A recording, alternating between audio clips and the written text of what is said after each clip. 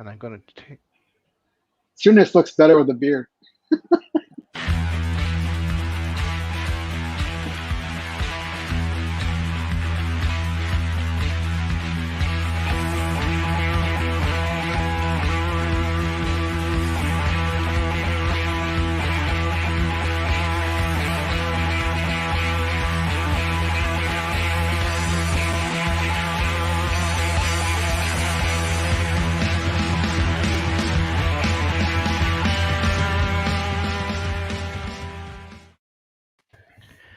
Hello and welcome to a Loaded Mag special.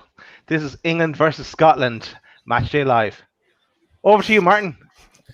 Well, all I'll say is we invited Jer back on just to bring balance, but I'm not fucking happy about it at all. I seen his text there the other night. Yeah, I don't mind watching England as long as they don't win. So welcome, Jer. Good to have you back, buddy. As always. But yeah, well, so here we are. Couple of things. Firstly, I do hope that the Scotland fans that were in London last night outside of Chris's house feckin' tidy up, because not only did they fill a lot of the statues and water with fairy liquid last night while they were enjoying themselves in London, but I watched a few of the videos today and I was just saying earlier to me missus, oh my God, I wish I was in London to enjoy that atmosphere, because it was just party town. Everybody was behaving. It didn't look like there was any trouble last night, barring the one lad, I don't know if anybody's seen on Facebook, who drunkenly ran into the middle of the road and got knocked down by a moped, which was absolute quality.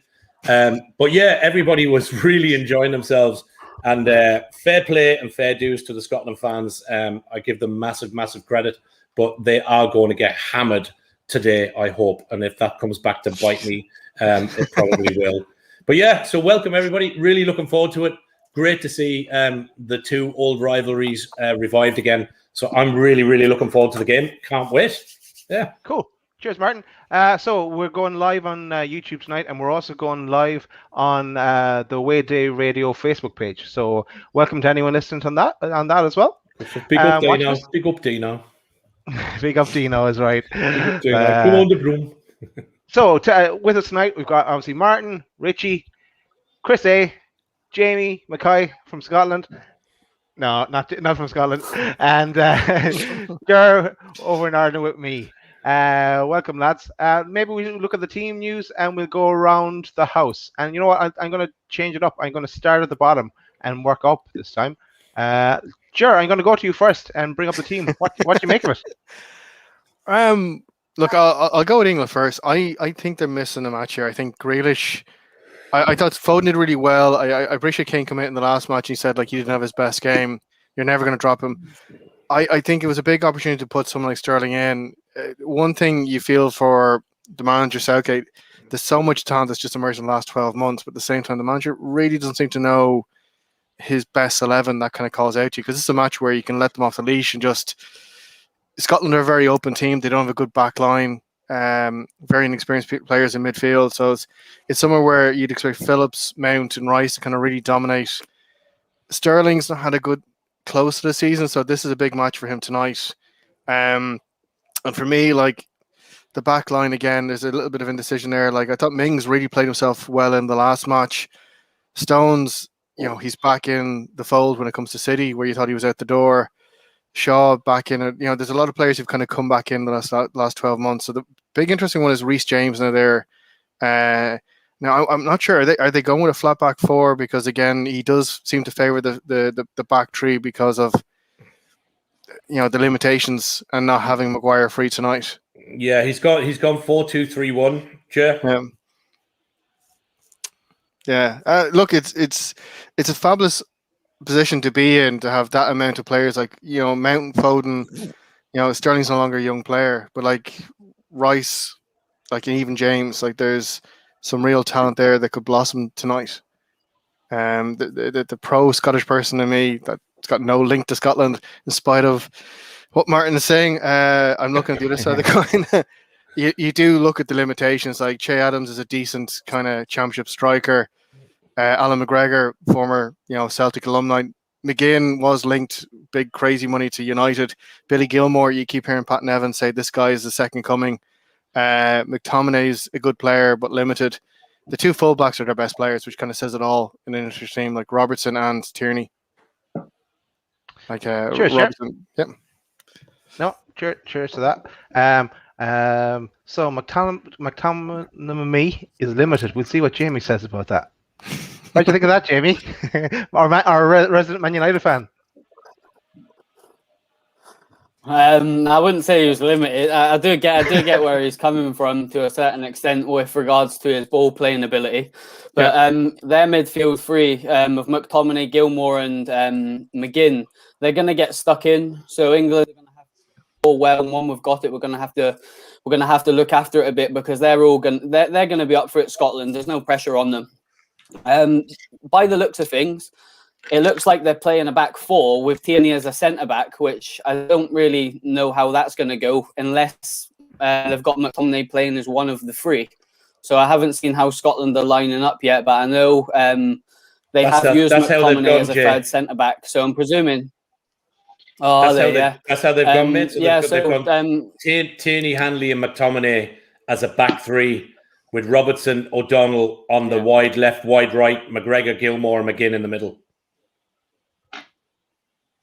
Yeah, I thought that might have been the case, but they've got some craft in McGregor. He hasn't had a great season for Celtic, but the ability is there, no doubt. Their strike force isn't worrying me too much. I do rate Adams. I've seen him a little bit from Southampton. He looks a half decent striker that can hold the ball up well. Don't know much about Lyndon Dykes. I know he done well in the SPL, but I don't think he's done too well at QPR.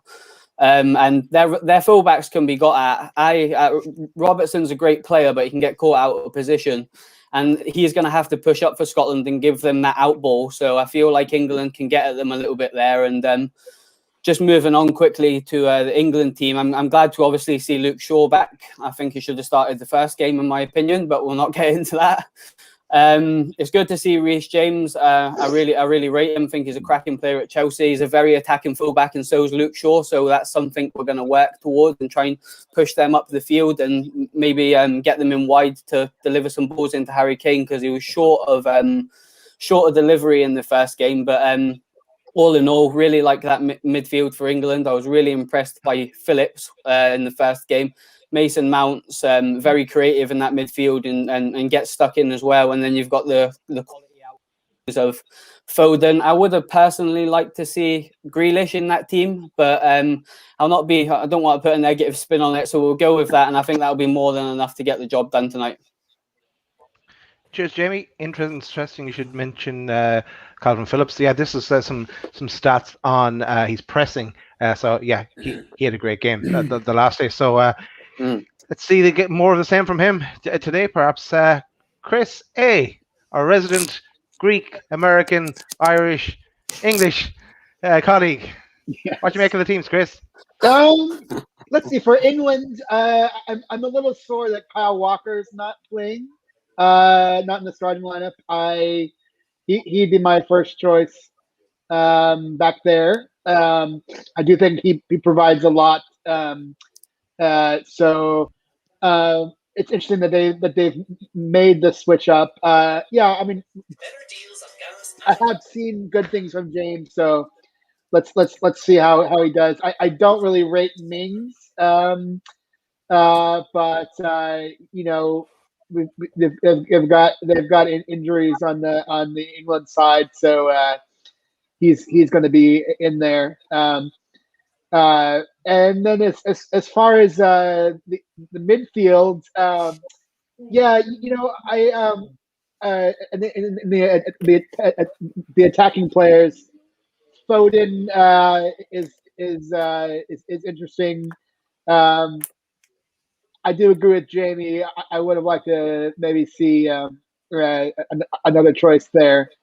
Calvin Phillips had a cracking match in the first game. I know that some of the commentators singled out Calvin Phillips as being the sort of first game star for anyone that they'd seen. Maybe that was a bit of an England home bias, but yeah, he had a cracking match. See if he can continue the strong start. Phil fair play to Sterling. Got his first international goal in international competitions, tournaments. So let's see him continue. I think it's going to be too much for Scotland. On the Scotland side, I do agree with Jamie that McTominay does offer something. I know that you've got a lot of sort of talk about some of the Scottish players kind of being sort of on the radar for bigger teams in the Premier League. I know that we've Newcastle sort of been talked about what you have Tierney, I feel that there's not really anyone that provides like a significant threat to England and in the Scotland side, but in this match you kind of it's more than this match is more than just the sum of its parts. You could say that the England squad clearly outclasses Scotland, but both sides are going to bring something extra beyond their abilities and sort of play for national pride. And so I feel like this match could be a lot closer than sort of the strength of the lineups itself just would suggest. Cheers, Chris, and you'll probably be standing for the national anthem with your buddy there, the Queen, singing it out. Because that's all, I expect nothing less. And Sir Chris, that's what we'll have to call you from now on. Yeah. Sir Chris. All right, Sir Chris. Richie, what do you make of the teams? Do you know what? I think there's always that philosophy: you should never change a winning team. Obviously, I can see he's playing the two fullbacks, but I think Walker and Trippier can feel a little bit hard. I think the only thing about having Trippier at left back is the fact that the amount of times he was free on that left hand side, with him not being a natural left-footed player, all those times where you could you have like Luke Shaw, or you could have Ben Chilwell, where you can, in a similar position, and get that ball whipped in straight away. So I think that's possibly one of the reasons why they've reverted back to having a left-footed left back. So just for the going forward. I know Sterling didn't let Southgate down in the last game, obviously with the faith that he's shown, and I'd still like to see either Sancho or Ben Grealish in that sort of role. I just think that unpredictability that Grealish brings and the out-and-out pace that Sancho, I think they offer more than what Sterling's been offered. He wasn't played at the end of the season for Man City for whatever reason. I know, as I said, didn't let Southgate down the other day. So hopefully he just replicates that. But I would like to have seen, if he's going to play with the double pivot, more defensive holding players with Rice and Phillips. And obviously, Phillips did a little more pressing, a little bit more forward work than he probably normally would that he does at Leeds. But I just think that, if you'd had the three behind, like Foden, Mount and Grealish, or Foden, Mount and Sancho, I just think that offers a lot of unpredictability for any team, not just Scotland. And I think I would rather, if we were going to do that sort of thing with a hold and roll. And I think possibly the reason why he went for the double defensive pivot again is because how well Phillips played against Croatia. I think if he hadn't had a particularly great game, he might have substituted him out and put an extra possibly attacking player in there. I think Scotland can be there for the take, and I know it's every time we play, form goes that way. It's typically like a cup final, whether it's a friendly or whether it's a European or World Cup major tournament game. So I don't know. I still it'll be there for the taking, and I want to see the next attacking player in there. However, let's just hope Southgate knows what he's doing, and that team's strong enough to see off the Jocks. Richie, just one question for you. Like, what about Kane? Like, he didn't have his usual fit game last week.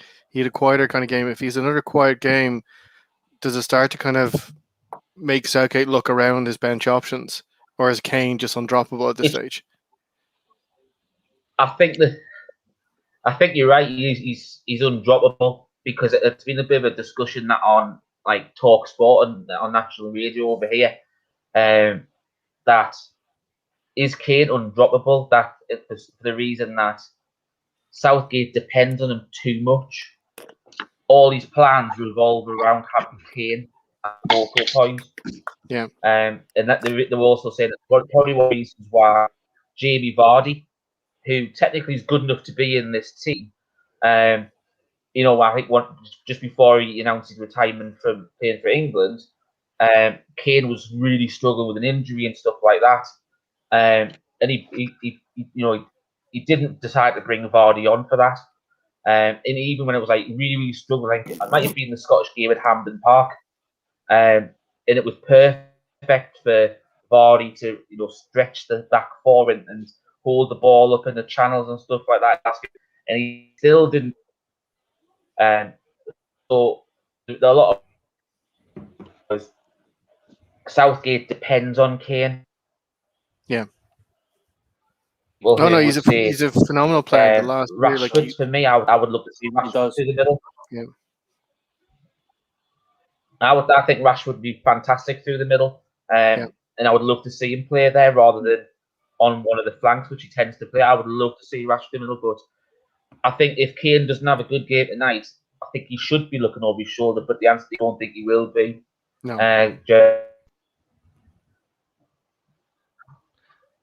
It's not clinical Richie. enough, Rashford, Rich. What, sorry? He's not clinical enough in front of goal, Rashford, for me, for it to play. Seen him given that opportunity so many times at United, but I do get probably where you're coming from with regards to he can get in behind in that, but he, unfortunately with Rashford, sometimes he takes 4 chances to score 1 goal, whereas I feel like Calvert-Lewin and Harry Kane are a bit more clinical, but I do see where you're coming from with, Kane's a certain type of striker, isn't he? And Rashford can get in between the lines and in behind, so I do know where you're coming from. Cool. Yeah, I just think with the pace that we've got in that front three, it can cause a lot of problems. And I think with Rashford's move, I think Rashford's a bit more mobile than what Kane is. Yes, Kane's that strong focal point. Obviously, he's added the assists to his season this season as well as his goals. But I just think that for me, I would prefer Rashford to the middle than Calvert-Lewin. I just don't think Calvert-Lewin's, as he said, I don't think he's prolific enough. For what we need at this stage of a tournament, unfortunately. Evening. Hi, Donald. Hey, Donald. Hi. Hey, Donald, welcome as well. Yeah. Welcome, buddy. Yeah. Hello, everyone. Yeah, looking forward to the game. Absolutely. Looking forward to Donald, Yeah. Big one. Definitely. Big game. Big game. Yeah. Martin, your thoughts on the team? To be fair, Daz, I kind of agree with Jer. I would have liked to have seen Grealish in. I think he's he had a really good season with Villa. Phillips, I think, kind of played himself into staying into the team tonight because he had a really good game in the first game. Probably one of the best players on the park. I think Rice is kind of your holding player. So I think he was probably going to come in because obviously Henderson's not fully fit. But I would have, kind of similar to Jer, maybe it's a hard one because we've got so much kind of attacking, youngsters at the front. Southgate's really got a load to choose from. But I just think maybe Greed, especially in this game, I probably would have put in Grealish because I tell you why. Because he goes down like a sack of shit when you touch him. And I just think this is going to be one of those games. It's very much like a Premier League game. It's not like playing a Czech Republic or playing, a Germany. So it's very much a Premier League rinse and repeat. So I think you put Grealish in there in that kind of towards the final third of the pitch. He's going to win you some fouls where you can either set up really quick with the pace that we've got, free kicks into the box, direct free kicks. So I just think maybe I probably would have maybe left Mason Mount out from the start tonight, and I probably would have put Grealish in. I think Luke Shaw deserved to be in. I think Luke Shaw was probably one of the players of the season for Man United. So I think he was unlucky probably not to start. As for Scotland, I think, they played okay the other night. Oh, is that chucking down with the rain in Wembley, is it? It is. Wow. Yeah. Wait a minute. We go see this outside. Show us, Chris. Show us, rain. Chris. Here's What a does rain look weather here's a weather update from Annika Rice. Hang on. Let's do this right. Now, Chris, Okay. talk us through it. Talk us through the weather, please, Annika. It's a bit misty, but I don't feel like any.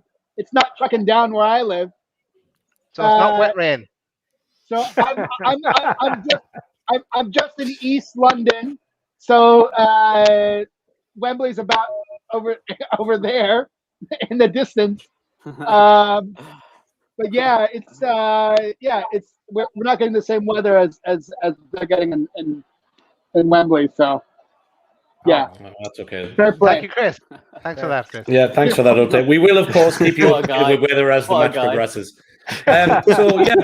Scotland. I thought Scotland played okay the other night. I think the only thing really, which kind of Jamie has pointed out, is that they weren't clinical, and I think their finishing is a problem. Whereas I think England's finishing tonight, hopefully, will be on point. So. Yeah, I'm looking forward to it. I think it'll be a rough and tumble game. I don't think it'll be. I've seen a few posts. England 4, England 5. It's not going to be that, lads. It's like a Premier League game, rinse and repeat. It's chance to be a 2-1 or a 1-1 or something similar. It's not going to be I'd be shocked if it was a massive kind of 4 or 5-0. So I think it'd be a lot closer. Scotland would have to lose a man and kind of lose the head early on for it to go 4-0. I think. I still think. Yeah, They've enough about them to keep it respectable. Yeah, and I think to come back to Jer's point about Harry Kane, anybody that watches Loaded Mag or Loaded Football will know that over probably certainly the second half of the season, I've been saying that Harry Kane's legs are gone, and I kind of had a few dodgy posts and tweets from people getting at me, but I think his legs have gone. He's definitely not the player he was, and I get he's had some injuries.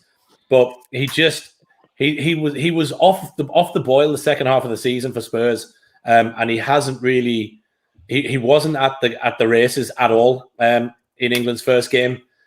No. So I would have taken. I think he is in Southgate's head undroppable, but I would have gone with Calvert-Lewin and Rashford just off him tonight. I think it would have given us a better option against Scotland's defence. But let's see how it goes, boys. For me there, and just on Kane, like he's been playing a kind of deeper role in the last, at least the second half of the season, with Son kind of playing the more striker role for Spurs. But Donald, let's go to you. What's your thoughts on the team?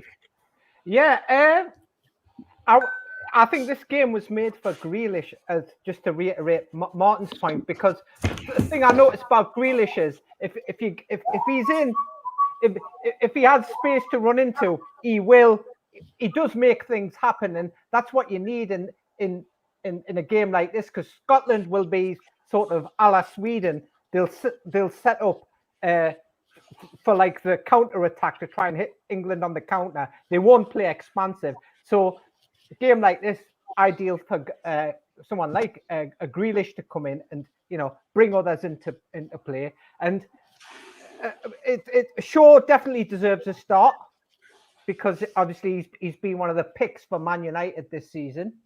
And all I'll say is make sure that the defense better not be sloppy, because we want to make sure we don't give any slack possession away.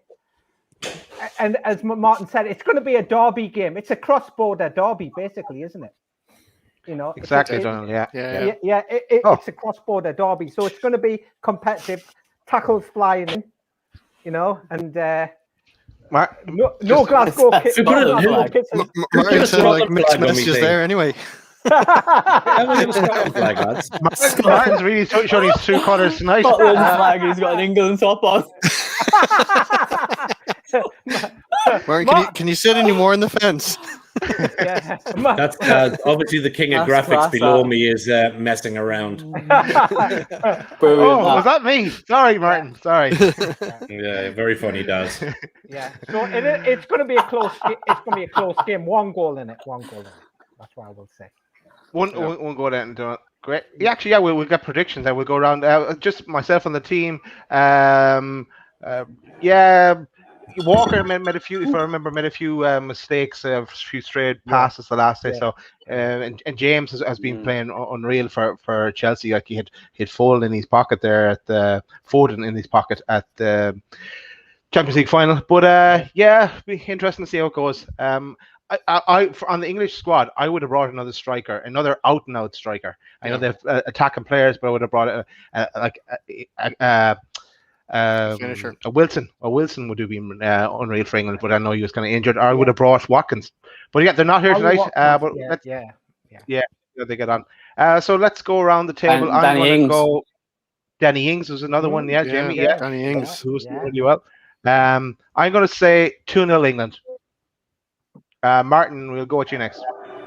5-0 England. No, I'm kidding. I'm gonna go 3-1 England. 3-1 England. Yep. Richie? 2-0. 2-0 as well. Chris A? 2-0. God, you guys. I was either going to say 3-1 or 2-0. So you guys have pipped both of my choices. So, God, I kind of want to go like a 1-0 squeaky bum. But I'm going to go out and say like improbably, because this is a weird. This is always something weird always happens with Scotland and England. I'm going to say a weird 3-2 England. 3-2 England. Oh, interesting. Jer? I actually put a bet 3-2. down that Scotland would win just for a laugh. Got good rates on 50 cent. But for Scotland to get anything out of this, they have to play 100%. No one make a mistake. So for me, it's 2-1 England. And I'm being generous to Scotland. I'd love Robertson to get something here, but sadly, no. I think Paddy Power would take my money. You should have told us, Jer, you're a Liverpool fan. Would never have known that. Jamie, did you say 2-0, Jamie? 2-0, mate. Yeah, I 2-0. agree. I think Scotland are going to have to be 100%, and England are going to have to be off it tonight. And I think we've got too much quality to be off it for the whole game. So 2-0 for me. That's one, Jamie and Donald. I'm going to go repeat of 1996, 2-0. 2-0. Yeah. Cool. So there we are. So we're getting close to kickoff now. We've got some comments in as well. And here we're bums. I want to know who Elwood Blues is. I was wanting to say that's class. Elwood Blues. Yeah, I think I know. I think I know who that is. And that's Jar, I think, isn't it, Jar? That's and Jar. If he really wants to see Rafa Benitez, just ask. Actually, Jar, we'll have to get you in to fix your head up against Rafa there to see if you're a match. Yeah, I think, lads, you're going to get bad news on that one as well. I think he's Everton bound. No, don't believe it, Jar. Don't believe it yet. Although they did the banners up, welcome to town, so that might get him in the door at Newcastle. Yeah, you never know. And Gary from Away to Radio says 2-1 England. Evening, Gary. So yeah, I'm watching on Sky Go, so I'm going to be a minute behind play. So it's probably kicked off, has it? No, not yet. Standing messing around. Yeah. Daz, you have not mentioned the Newcastle contingent. 2 coaches on the Scotland side and 1 coach on the England side. That's Newcastle's representation tonight. Yeah, we've got Fraser as well, Ryan Fraser on the bench. You never know. But can we really call him a Newcastle player after last season? Yeah. Richie, can you stop your cam for a second as well, just out of curiosity? Out of curiosity, yeah. He's trying to kick you off. Hey! Just what I thought, Richie. Secret Allegiance is coming out now, Richie. That is. Are we kicked off? Get that butter Kicked off, yeah. Now, Dad. It's kicked off, yeah. Who's That's watching it? what Who's it's watching like. it live? Because I'm on the Sky Go. Yeah, I'm on ITV. I'm live. I'm live as yeah. well. Yeah, so that's a good point. So What second are we in, Martin? What? I'm on 46 now, 46 seconds. Just after. Yeah, same Donald. I'm 48, I'm 49, watching. 50, Yeah. 51. Yeah. Yeah. Oh, I'm 3 seconds ahead of you. I'm 55. Okay, so- I'm 56. I'm I'm about 15 seconds behind. Right, Chris is slightly ahead. I'm literally about a second behind him. So me, Chris, and Donald seem to be there or thereabouts. So we'll go to you first if there's some If action, Martin lads. goes, I go. Sterling's got it. Oh, And then Var will go. Good tackle by Billy McGinn. Yeah. Yeah, Donald, you're kind of behind. Anyway, Martin, are you logged? Yes. Are you logged in on the buttons as well? Yeah, I am. Yeah. Get him kicked out for that Scottish dry, will you? Who's that? It's coming home. It's coming home, Did you lads. miss it? Watch this on my camera, Martin. Lovely. Watch. Mine's the same. It's like 3 X's. It's like a really bad version of Britain's Got Talent. Speaking of Britain's Got Talent, did you guys see Jack Grealish singing a tune earlier? It was on. It was on BBC. I think it was on BBC or ITV. They gave they told him he had to sing like a pop song, so he was looking at his phone and did like the first verse of some song I'd never heard of. But yeah, he can't sing, unsurprisingly. But I didn't really rate him, but I gave him props for that. Okay, I'm going to go around the table with a question, and I'll start with Donald and work up. Donald, who do you think is going to win this Euros? Who do I think?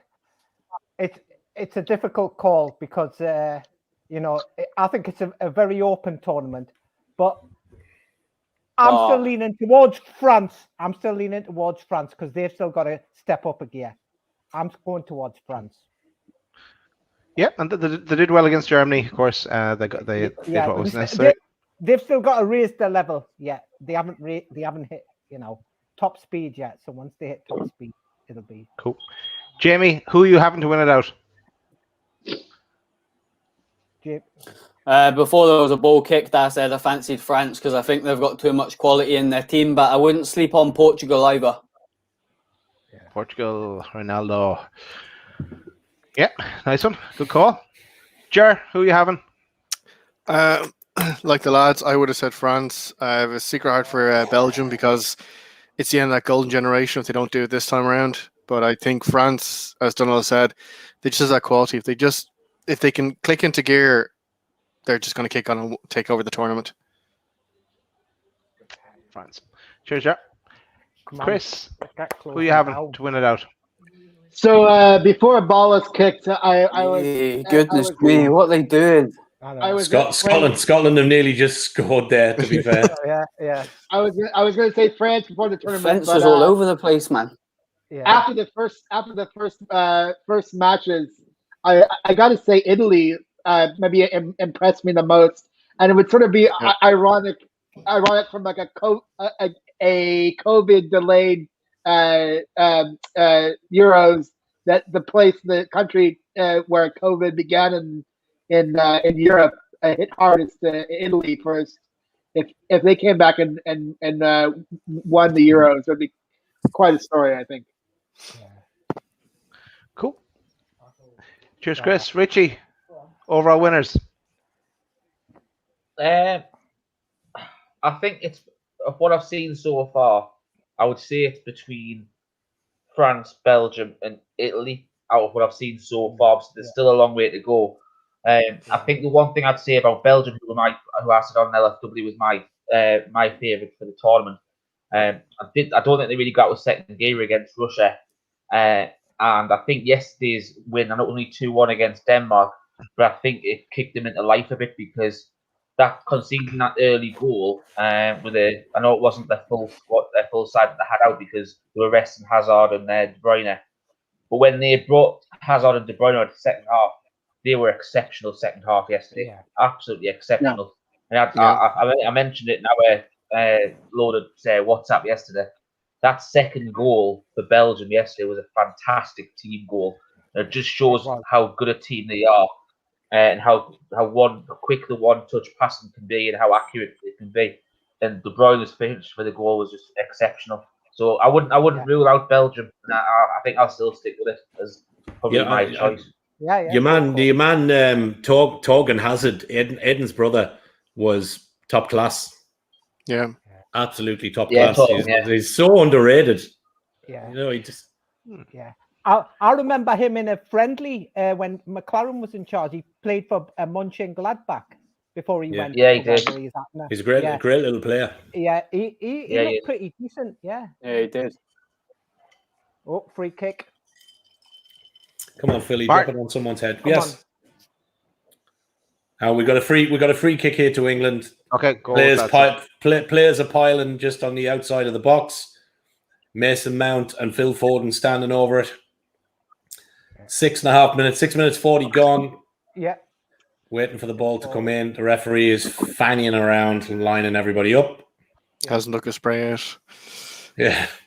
Ball coming in from Mount through to Declan Rice and just, absolutely awful ball. Outright to win it. I said at the start of the tournament, France. I don't think there's much to really make me change my mind. I think Belgium and Italy will be in there. I think Portugal will be in there. But I don't know. France will be there. But I kind of have. I just have a sneaky little feeling that Italy are going to do really well. I don't know what it is. I just think Mancini just has them playing. They're strong defensively. They're powerful in midfield, and they've got goals up front. As have France. But I think France will win it outright, but I think Italy will be there or thereabouts. I can see Italy definitely getting to the semis and to the final. I think probably be proved completely wrong, but yeah. Good shout. Yeah. So you're saying it's not coming home, Martin? Do you know what it is? I think all joking aside, I think as much as I put it in my name box this evening, I think England will do as we normally do, quarter or semis. Yeah. I don't think when we get to the likes of a France or a Belgium, I think we'll not struggle, but I think they have just a little edge. I think if we get somebody like France, I think it's probably a bit more cut and drawn. Yeah. I think Italy, we would stand a chance, but I think, up against the France and Belgium, the way they currently are form-wise, I don't think England will win that game. So, I'd love to see it come home, but I think I'm also realistic enough to know where the form teams are. And it's not us at the minute, I don't think. No, I feel I just want to say the whole it's football's coming home. I feel like the irony of the 96 song sort of that England always fails in the end and has heartbreak. I feel like the irony was totally drained of it from 2018, and so for it to be like the sort of optimistic theme song of 2018 World Cup was sort of without irony. But I think it needs to be re-recorded, just as we hope it's coming home. Yeah, maybe. I think that should have been the 2021 version, given the lockdown and everything else. It might be coming home. Yeah, the Boris Johnson thing. It should be coming home. We just gotta wait another month. Yeah, exactly. Yeah, put it off another month or so. The thing that shocked me about the opening games was how poor Spain looked. Yeah. Spain are on a rebuild, though, Jamie. Do you know what I mean? That team that they had, they won the World Cup and won the Euros. That team, you got the likes of David Silva, Iniesta, players like that. The front players that they had in. Okay, Morata is still in and around that, but that team. It's the same thing. It's the same thing with Real Madrid and Barcelona. They're both in a rebuild stage. Yeah. And which is Spain, a shock. Spain has no players from Real Madrid, so it just shows how far both of those clubs have. And they also got a COVID outbreak, which is like, I don't know what the hell's going on. That's got to be a record break as well. With some of the players they're bringing through the youth, that both Madrid, Atletico Madrid, Villarreal, Valencia have got some really good players. That's another, I would say that's probably another 2 to 3 years and another World Cup away for Spain, I would say, given their rebuild. But they will come back. Yeah, they'll come back. I think you'd have to go back a lot of history books for Real Madrid to be in the Spain team. That's pretty scary, that. Yeah. Corner coming in from England. Oh, hit the post. Man lagging a little bit. We hit the bar. I didn't From see a header. that was on the header. Yeah, Header. I'm not sure who it was. I'm not sure. Declan Rice.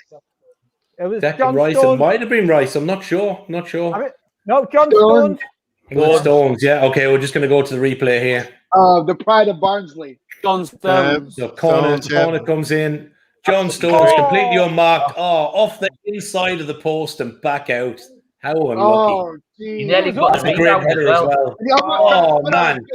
He couldn't have fucking hit that any squarer than he did. Anywhere else than that's in. Anywhere else. Look at that. Some header. It was a great header, that. Keeper beating all ends up. It's coming home. It's coming home, lads.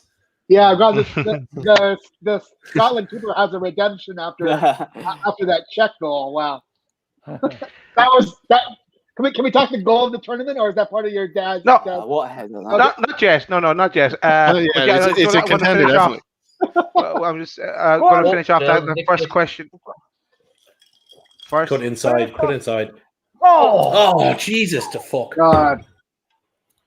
I don't rate Mason Mount. I don't get what all the hype is about him. I would have rather have Grealish in there. I just don't see what Mason Mount. Oh, correct. I don't know. Oh man, you need to go outside of the foot there. Yeah. He's left. I'll go with his left. Yeah. Well, the right would have done. He didn't open up enough. Yeah. He didn't open up enough. He is over his head. Overhyped. I'm going to answer the question as well.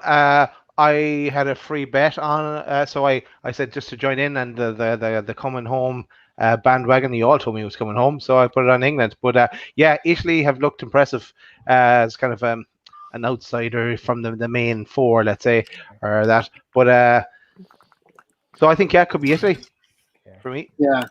I think the only thing we're getting opened up. Yeah. Shea Adams is getting way too much room between the two lines. I would say if Belgium doesn't win it, they have a lot to answer for their golden generation. But they have no trophies. I think like with Belgium, like just to come in, I think it's their coach Martinez. Like he doesn't have a great pedigree. Like there's a lot of like over promise at clubs he went to. You look at the back line, he's got midfield and strikers. Go back to Everton, not Rafa. Yeah. Richie, you want to come in there? I was just saying Italy. Like Italy have looked impressive, but to me, they haven't played anybody with any good attacking players really in Turkey and Switzerland. I think you look at we got a little bit of handbags here, lads. Yep. They've got it. Phillips just been tackled, and then McGinn has given him a kick. That was ridiculous. Saying Chiellini and Benini or something. Whoever's at the back, the experienced centre halves, but they're quite old. I just think some team with the pace and with the attacking ability could get it to Italy, and I think that's the one thing I would say about Italy's vulnerability. Yeah. The problem with Italy, Chris, Richie, is everybody is saying, well, they're 28, 29 games unbeaten, but they haven't played anybody. They haven't played anybody of stature. But anybody that's played football, Jer's played, I played, Jamie, you played. You can only beat the 11. You can only beat the 11 that's put in front of you. It'll be a big test tomorrow. We'll see. Germany, Portugal, that'll be a big game. Yellow card for diving.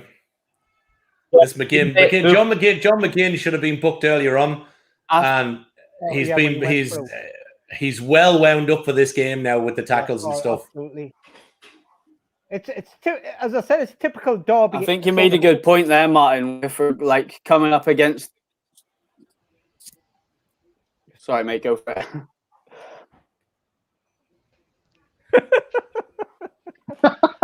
What? Don't look, Jar. Don't look.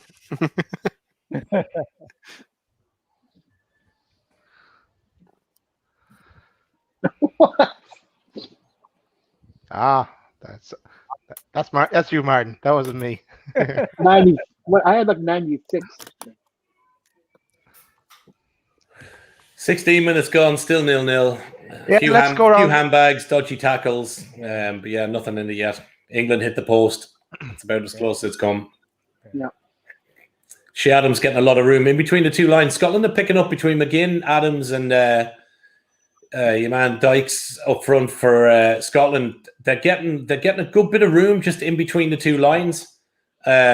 Just kind of Shea Adams is just sitting off the back of Mason Mount and Calvin Phillips, and he's Dykes is then just sitting right on Stones and Mings, and they're getting a little bit of leeway in between those two lines there.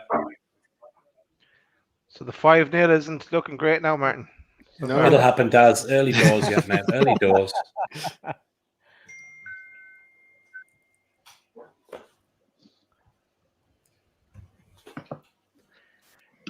Yeah, Tyrone Mings doesn't fill me with confidence. Whoa! Yeah. Oh, dear old Gaza, man. Come on. No, Gaza. he's offside. He's offside anyway. Offside. Thank God for that. I thought the rain picked up there, Chris. Yeah, well, the update. I was offside. Yeah. I was. That would imagine now if that wasn't offside and he just took that ball, then lifted it over the other defender like Gaza did. Yeah. That would have just been so cool. Absolutely. How's it now, What a Chris? ball that is, by the way. Great pass. Yeah. It's definitely Did raining. you see that interview with Roy Keane where he said, like, compared to players of his age, Keane's age, you would have been eating like the wrong diet and everything, whereas someone like Phil Foden's got a proper dietitian, so he'll be looked after, unlike Gaza and players like that. Yeah.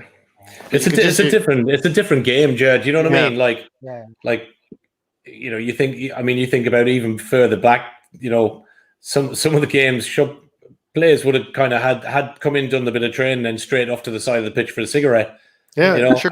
Greasy was renowned for 2 cigarettes at half time. Yeah, exactly. Out for pints. Sure, Jack Charlton was. You know, he was another one in ball, and the rest of them that used to do the same. But it's football's not football anymore. It's still the game, but it's so scientific and analytical. Yeah. You know, you look at Pep at Man City. Anybody, if you watch that or the Dare to Dream with Tottenham and on Amazon, it's an absolute sports science now. You know, these guys are wired up for 90 minutes throughout training. You know, every heartbeat, every muscle, every movement is unbelievable. Come on, England. Come on. You should get Super Mac on this show. Yeah. We will. Yeah. We will. It's a different game now. Foden and Greenwood are the future of England, I think. Yeah, definitely. Yeah, I was actually going to say Greenwood. I know he was injured, but like, I think in the next 2 years he'll just explode. Not he's Greenwood. Just a better finisher. I'm not convinced. No, I said Greenwood in 2 years. Phenomenal. Jamie, he's a natural Jamie, finisher, Martin. Is Greenwood different actually injured, or path, Jamie, is Greenwood actually injured, or have they used that? Yeah, he's injured. Good tackle. Yeah, he's injured. Nah, he was actually injured, which is a shame for him because he was one of our most bright sparks towards the end of the season because we didn't pick up a lot of points towards the end of the season, and he stood out. And unfortunately, he just got run into the ground, Rich. It's just I think he's don't want to talk about Man United on here because I can bore everyone, but it's not ankle ligaments or something, Jamie, is it not? Yeah, ankle injury. Yeah, he's like repetitive ankle injury. But Rashford's injured as well. Like, They play too many games. Like we don't squad enough, but I ain't going to go into that tonight. I'm enjoying not speaking about Man United at the moment, to be honest. Yeah, I remember you mentioning that, Jamie, that he had played too many games. That Solskjaer overused him towards the end of the season. Yeah. Man, if you think about it, it's been a long season. Yeah, he did. Like, unfortunately, you know, if you the 2 seasons at the end, Donald. Yeah, you know, if you take it as a whole, the season has been a pretty long one. It's not really. Yeah, they kind of linked into each other. Yeah. And this as well, they're not going to have much of a break either, and back into it again. You know, anyone that's playing in the international tournaments. But you know what though? Sterling's getting 120 grand a week. Man up, man. Do you know what I mean? You're playing for your country. You're getting 100 grand a week. You're a professional athlete. Don't give me that shit, man. Anybody that wants to play, if you are a top player, you want to be on that pitch every single game. So I need me rest, I need me holidays and all this and pains in the legs. I don't buy it, boys. 100 grand a week, get on with it.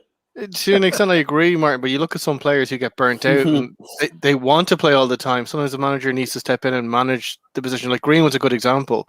Like he's a very talented lad, but like you don't want him to turn around and you're looking at another player, 25, absolutely. Who's at West Ham. But if you're a top player, you don't want somebody taking your spot. No, you don't. You know what I mean? So you know, even if you've got a few niggly injuries, you want to be there on that pitch no matter what. Yeah, you want to be starting every game. You know, but my example would probably be Bale, lads. Like, there's a guy who probably came back from injury Such too a soon fine each line, time. though, ain't it? Yeah. And the rumor is Bale is going to retire at the end of this tournament. Yeah. We have the same problem. Like we're professional YouTube stars, and we have lads that saying that they can't do shows. They need to prep for Avon conferences or coming up and everything like that. Yeah. Not pointing any fingers or naming any names, but like there's lads there that aren't here tonight. They're off prepping for other things. And it's Where is he tonight, Chrissy? Not just YouTube, but internet radio. You forgot Away Day Radio. Yeah. If we hear any more about Chris's assignments and how tough a life he has, you know, we'll have to get him a nutritionist and you know, somebody else to manage his performance. A psychologist. I haven't seen him for a little while. I'm missing him. Where is he? I was just plugging. I can't point to these guys. Away Day Radio. Away Day Radio. Yeah, we're streaming there as well tonight. Yeah. It has some good songs on that. I've listened to a little bit of some sort. Yeah, it is. It's quality stuff. The recognition show is really, really good. Yeah. The best show on it here is Load of Football Weekly, but might be biased there. Yeah. Well, goes without saying, Daz. Goes without. 1 till 3 tomorrow, lads. We're going to catch back on the radio. Oh yeah, but tomorrow is Saturday. That's right. I forgot. Are we going to wave at the end here as well, or not today? Do we wave? No. Well, actually, anyone that's watching us on Facebook, they would actually see us this time because we're streaming to Facebook. We're not actually going out on radio tonight. We've got four people watching us right now. Yeah, one of those could be on Facebook, Chris. One is pretty really bored in Meath right now. Five people. Wait, we're just 6. Wow, we're increasing. Just so I said that. It's like, they're trying to challenge you now, Chris. Go on. It's 5. It's 5 to 5 now. Bring Grealish on half time. Grealish on for half time. End of. Yeah, okay. Let's go around the table. Okay, it's still early days. There's only probably 24 minutes gone. Man's spoken. What would you do, Donald? Where are we? Where's your thoughts now? You're already talking about a change at halftime. Are you happy with what you're seeing? Well, one thing I will say, Scotland are getting far too much room. That is not good.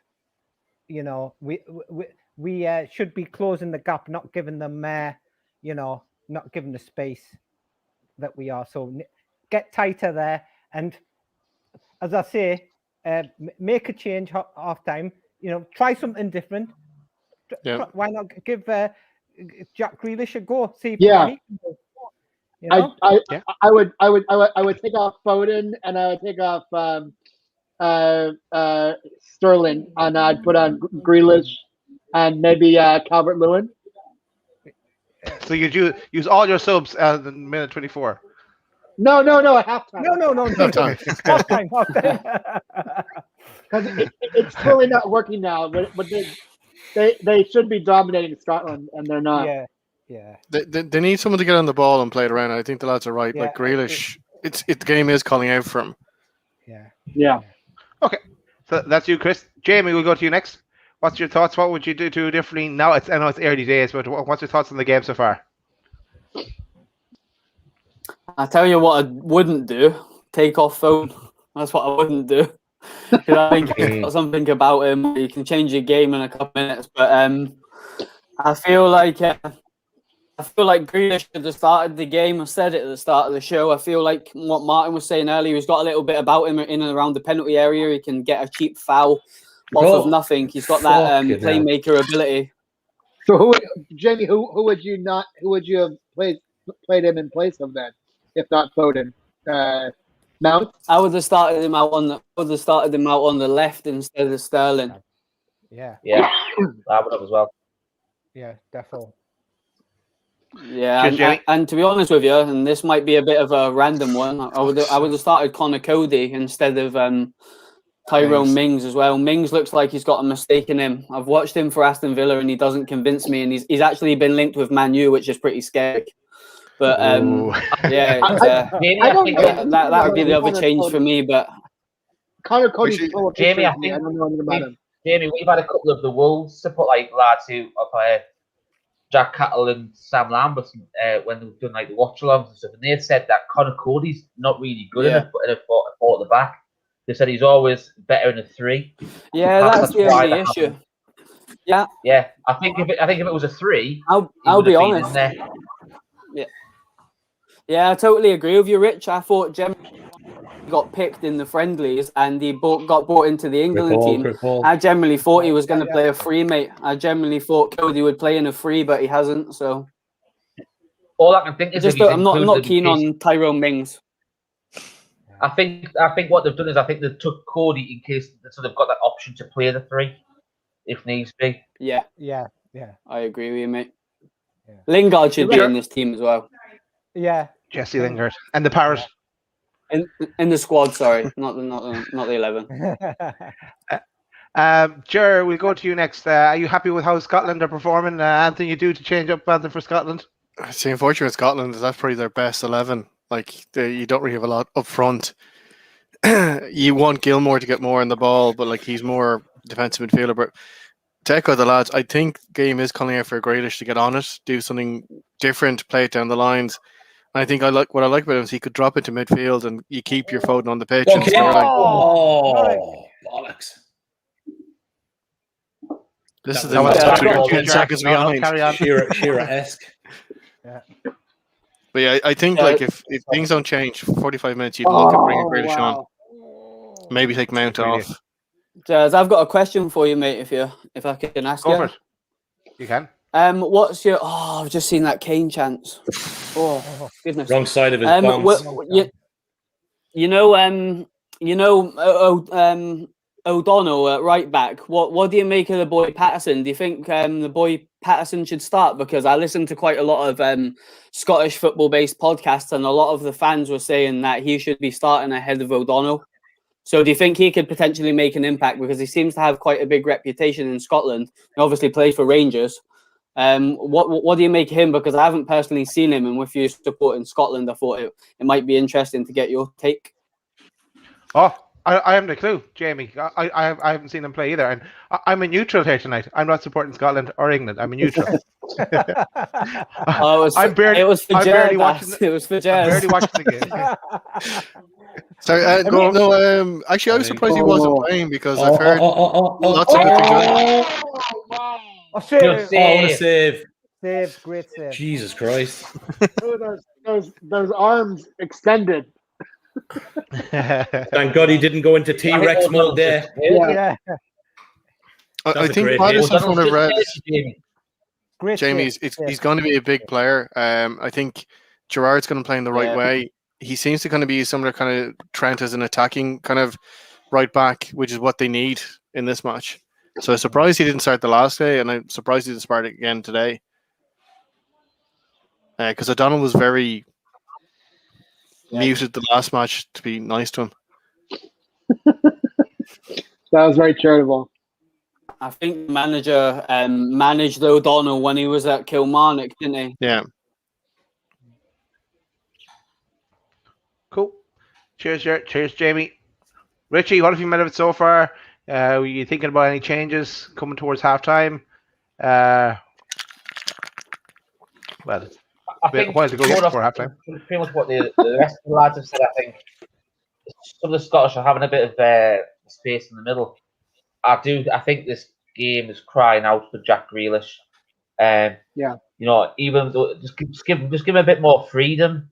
If Yeah. such, and just I think he would cause trouble. You look at John McGinn's, knows him from obviously from Aston Villa, and he said before the game they would fear England more if Jack Grealish was playing, and the fact that John McGinn also on a booking as well, that could cause for if you have Jack Grealish on there, Now, a bit use more it, shit use housery it, from use it, him in use it. regards to his Villa teammate, possibly try and get him a red card or something like that. So that's something to watch for. Oh, But lovely ball. I think Sterling hasn't been Jeez. great. He's made a couple of good runs. I would be possibly bringing Grealish on for him. But I think also possibly if see how we're going, I think if we're looking for a bit more pace there, we could go for Sancho as well, just to create a bit more as well. So no, we've had a good chance. Wow. I think obviously the John Stones headers probably our best chance. And I think obviously O'Donnell's obviously heard Jamie just talking about and thought he'd make give Scotland their best effort. That's a great save by Pickford, by the way. I feel like England is lacking a talisman. England is lacking a talisman in there, and Grealish should be the talisman for England. Yeah. They just don't have a kind of inspirational player in there. Scotland are winning too much ball in between the two lines, and that's causing England a problem because they've got nobody to come back from middle, and the defenders are too far back. So that's giving Scotland room. So only way to clear that up is by getting a bit more through the middle of the park and creating a bit more room in between their lines, which Mason Mount currently and Phillips are playing too. They're playing too deep. That's the problem. Yeah. Martin, I know. Obviously, we both said this in the build-up that Phillips played himself into the starting lineup because They shouldn't be getting that ball into their feet, Martin, with them two pivots.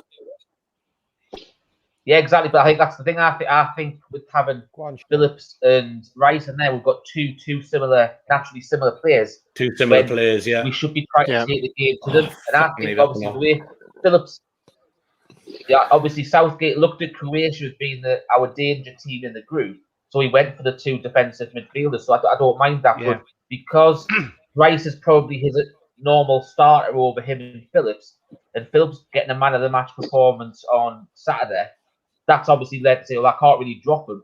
But to be fair tonight, I think tactically, and obviously the way this game's going out so far, I think we need a bit more touch like an elephant. You could possibly go. You could switch. I think. I would probably be inclined to take Rice out.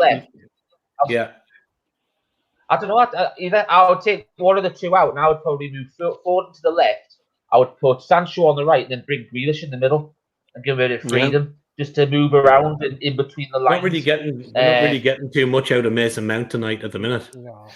Yeah, he's kind of struggling, I think. So I think it is though with having that double defensive pivot he's got no support as in that number 10 role really around him. The attack in the sense of it. Yes, go on.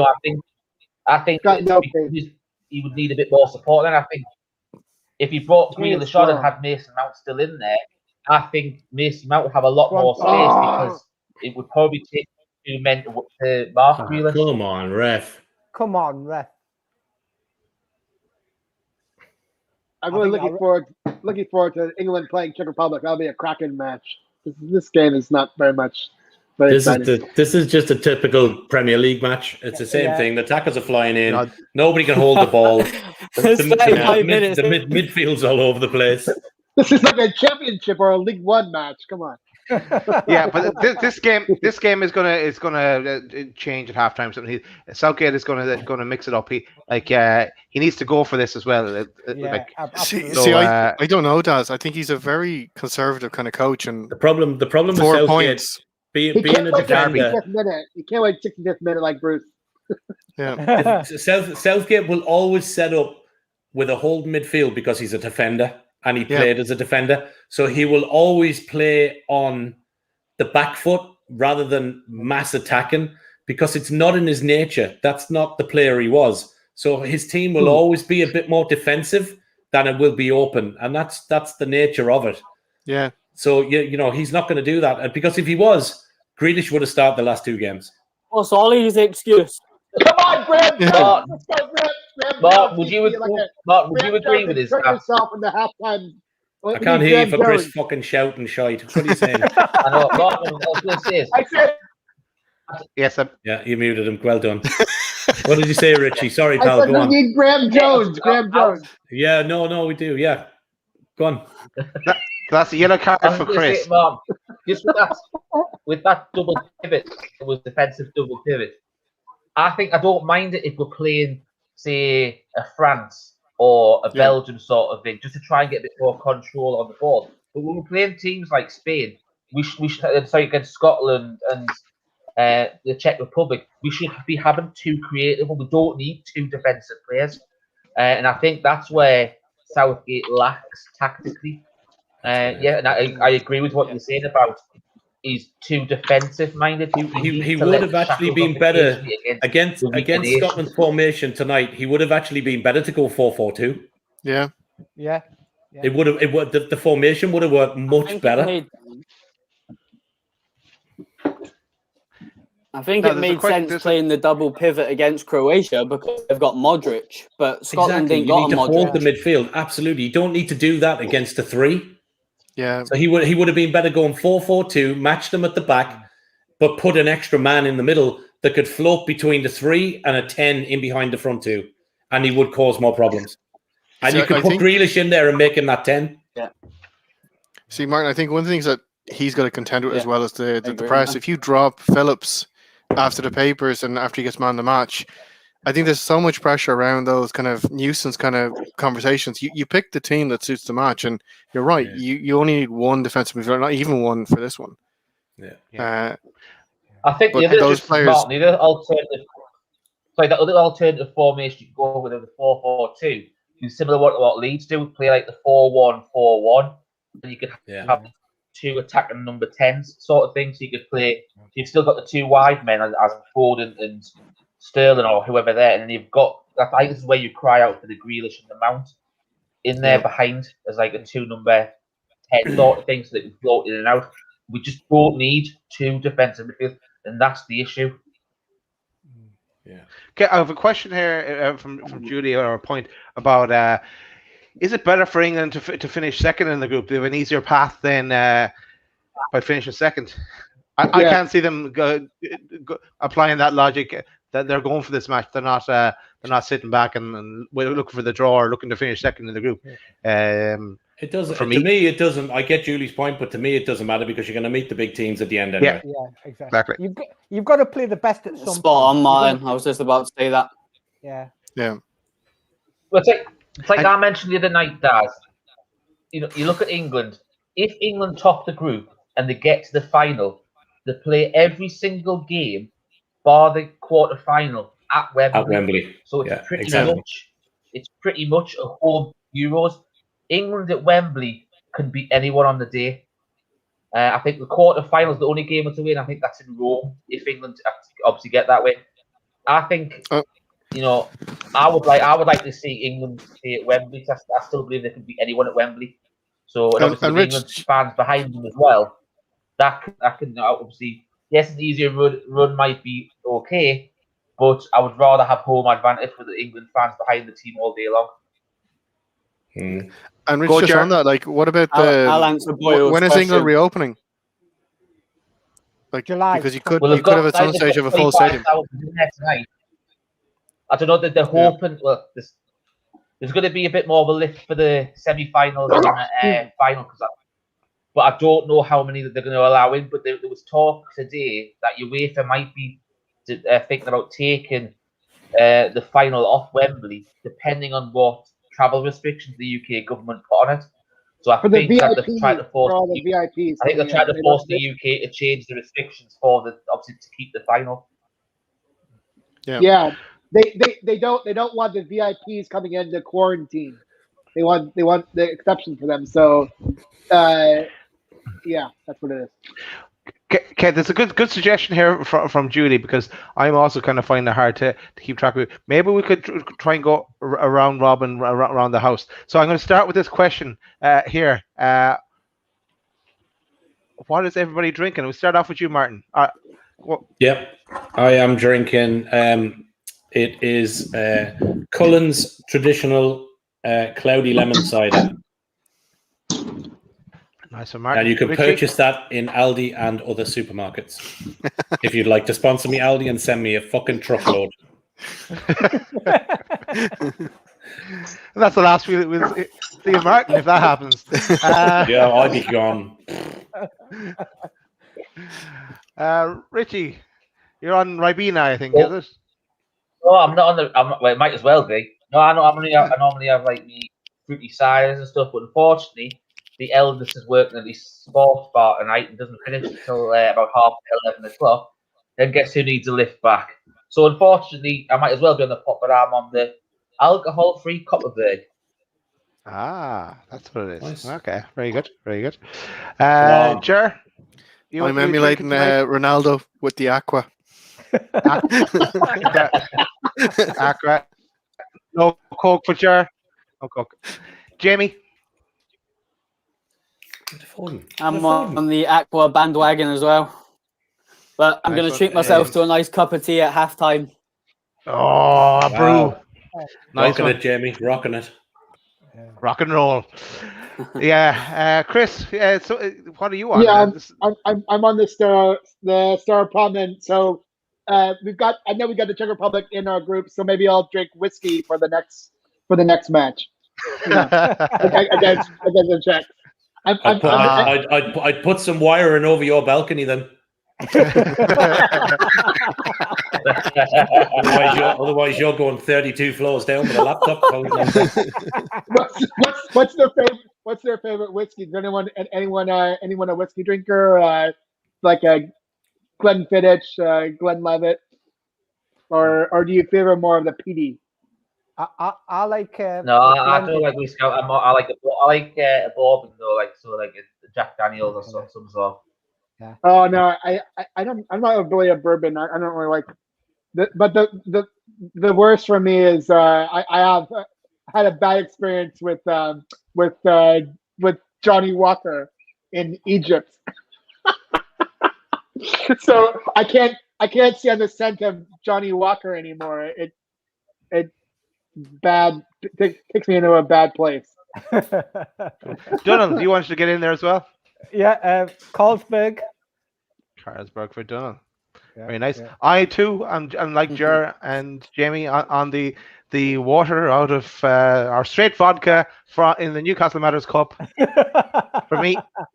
Yeah, I may consider getting a beer at halftime though. Yeah. Join you boys.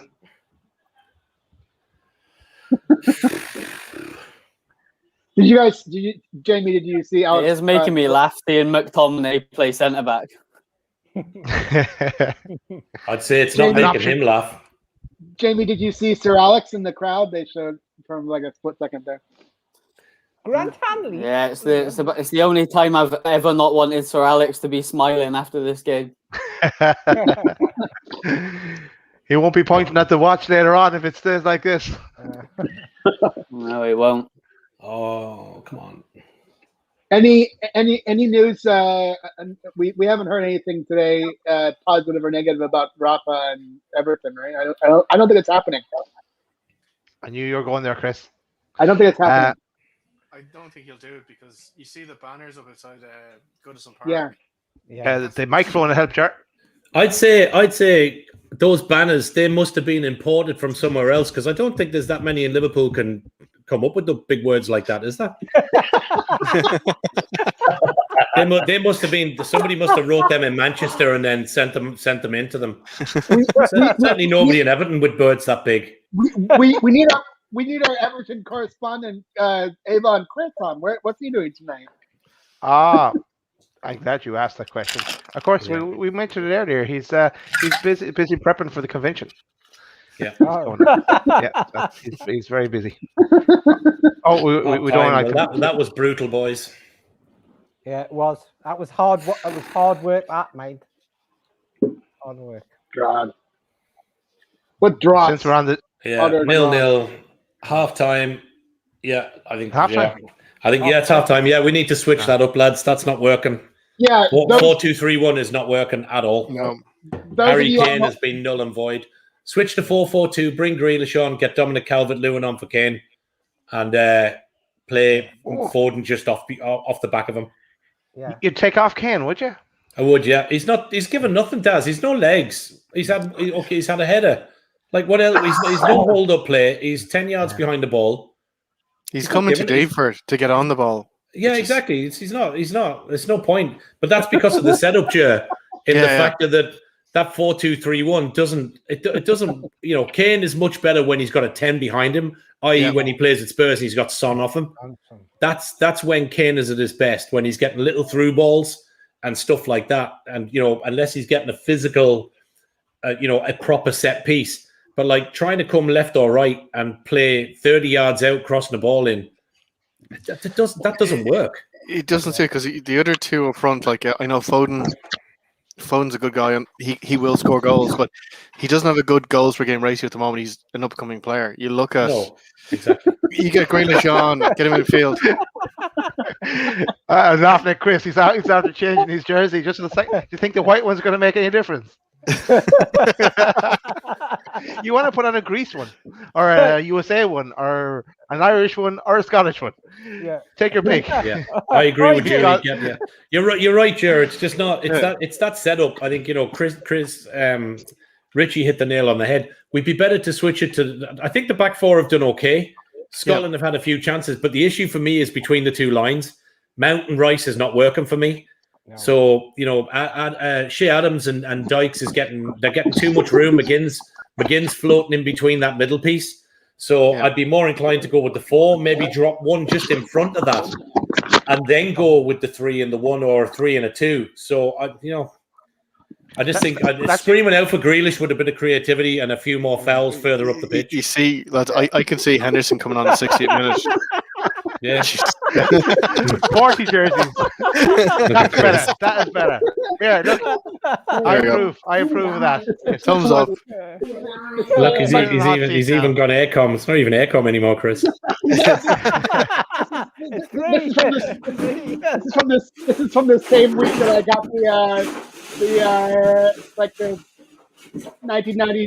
2007 Newcastle kit. Very good. DH Gate must love you. This reminds me of the episode of Friends where Joey puts on Chandler's clothes, all of the Chandler's clothes. But keep going, Chris. Keep going. Yeah, I would just like to say, for the record, I do not want to see Chris on his balcony doing lunges. So just, I'll put that out there straight away, lads. I do have a Czech Republic jersey, but the logo has been come up in the wash. Save it for the next match. Yeah. Jared, what would you do at halftime here?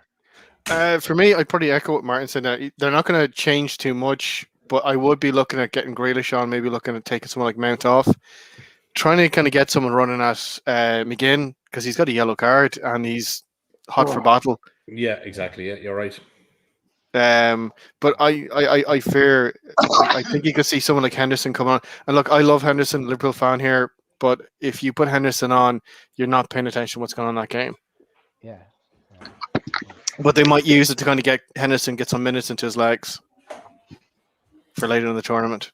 Yeah, no, we actually had this discussion the other night on Load of Football, which was the team that's playing these first two games is not going to be the mix of the team that plays the quarters and the semis if England get that far.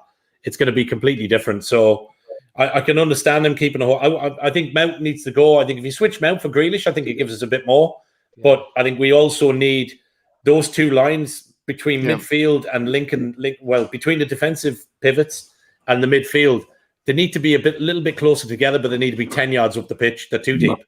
Yeah. Now, if you're asking what I do, that's what I do. But if you're asking what I think Southgate will do, I think he will make a subtle change, and that might be Grealish if you're lucky. Yeah. But keep the same formation, which I don't agree with. I think you have to shake it up, because if you do the same again, you're just going to have a very sluggish game, and then they could get a lucky, squeaky goal, Scotland, and I win my 50-cent Paddy Power. Nice one, sure. Richie, let's go to you. What would you do to mix it up now? I think we need to change that. We've got to get rid of one of those two holding pairs. I think if I was making two changes now, I would take Sterling off. I would move Foden onto the left, put Sancho on the right, and I would take Phillips off and bring Grealish on. That's what I would do if I was in charge. I just think we need that. Rice could hold as that one holding player. Grealish getting the extra room and creativity to the extra man to give Mount some more freedom as well. And then obviously having Foden, who's skillful as anything, who's got a bit of pace, and obviously the pace off Sancho as well. I think will create a bit more space to draw some defenders out, to also give Harry Kane a bit more space in the middle as well. But if Harry Kane's goes missing like he has done so far, I think you're then going to have to either bring a Rashford or Calvert-Lewin on to replace him, or give him support. Nice one, Richie. Jamie, what would you do now? How's that tea? I think they just need to keep the ball. Yeah, it's a black coffee, mate. Not too bad. Coffee. I think they just need to use the ball better. They're allowing Scotland into the game, and when we've got two defensive midfielders, that shouldn't be happening. They shouldn't be getting the ball into feet. So we've just got to use it a little bit better. I think it was Chris that mentioned earlier, Mason Mount's just not in the game at all. So he needs to just have a word with them and get them to get on the ball. And it's like they're lacking a little bit of confidence at the moment. And Kane's dropping so deep; he's playing like more of a centre attacking midfielder than an actual striker. And I think someone put in the comments earlier what's happened to Kane. Boylesy, I think his name was, and he isn't getting the service. He's a 6-yard, he's a penalty box striker, and he's not getting any balls in there. There's no quality balls coming in from the wingers, and he's not feeding any balls in between the little gaps. We can't get him on the ball. So it's something that Gareth needs to look at. I'd like to see Grealish come on sooner rather than later, but it's been a stop-start sort of half. They've had chances, we've hit the post, and it's a bit of a sloppy game. I feel like England need to get their foot on the ball and let their quality come through, and eventually we'll get the breakthrough. But it's not been great viewing so far, really. No, and Jamie, you wouldn't be as drastic as Martin there? You wouldn't look to take Kane off at halftime? I didn't hear Martin. Sorry, because I was downstairs. What is that? Would just take Kane off, was it? Yeah, take him off and just play with 10. I think would be better. just play with 10. I don't know about that, but if the boss man's spoken, yeah, we'll get Kane off then. I'm just not sure he's actually given us anything in that final third at the minute. Okay, barring the header, but would you maybe bring Calvert-Lewin on with about 25-30 minutes to go? Possibly might give you a little bit more spring. Foden just off him. Maybe you push Sterling in, put Foden out to the left. I agree with Jer. I'd like to see Grealish. I think Grealish gives us a different dimension. I think you hit the nail on the head. Like I think Rich made a good point earlier when he was speaking about Rashford. But it's the type of game you want to play and how you want your team to progress going forward on what personnel you're picking at the moment. He's just playing it a little bit too safe for me. I think we maybe need to drop Mount back and put Grealish in that middle and go and let him express himself. Take the shackles off a little bit of England, because they seem to be very sort of cagey. And I said at the start of the tournament, I think I put it on my Twitter actually, that Gareth Southgate's inability to be brave might cost England, because we have the physical ability there and the individual class to beat any team in this competition, I think. But it's will he take the shackles off? And at the moment, in the 2 games I've seen, although the Croatia game we won, we didn't play very well. And when you've got players like Grealish, Sancho, like Calvert-Lewin to a certain extent. They can change games, but is he brave enough to do it? That's the question. Nice. Chris, I'm going to go to you because I know this is your third Euros game. You've so many shirts. You've done 3 Euro games, and you have the Cup of America later on to do tonight. So, what would you do here? What kind of changes did you make? Yeah, I would definitely bring on Grealish. I either from Mount or possibly I do rate Foden, so I keep him in there. Let's take Mount off and bring in Grealish. And then if Harry Kane's not producing, I bring on a striker. I guess I don't know if you guys rate Calvin Phillips. I mean Calvin Lewin. But it's maybe take Kane off. They just are just again, like I mentioned earlier, like they're lacking their talisman. You know, if it's not Grealish, if it's not Foden, not sure what the options are. But they definitely got to make some halftime adjustments. Hopefully, like I said, the more attack-minded Graham Jones asserts his influence on the squad and convinces Southgate to go more attacking and not so conservative, defensive-minded. Cheers, Chris. So it's the Graham Jones effect and the white unironed England jersey are the big changes for you at halftime. Yes. Thanks, Chris. Let's go with you, Dunham. What would you change?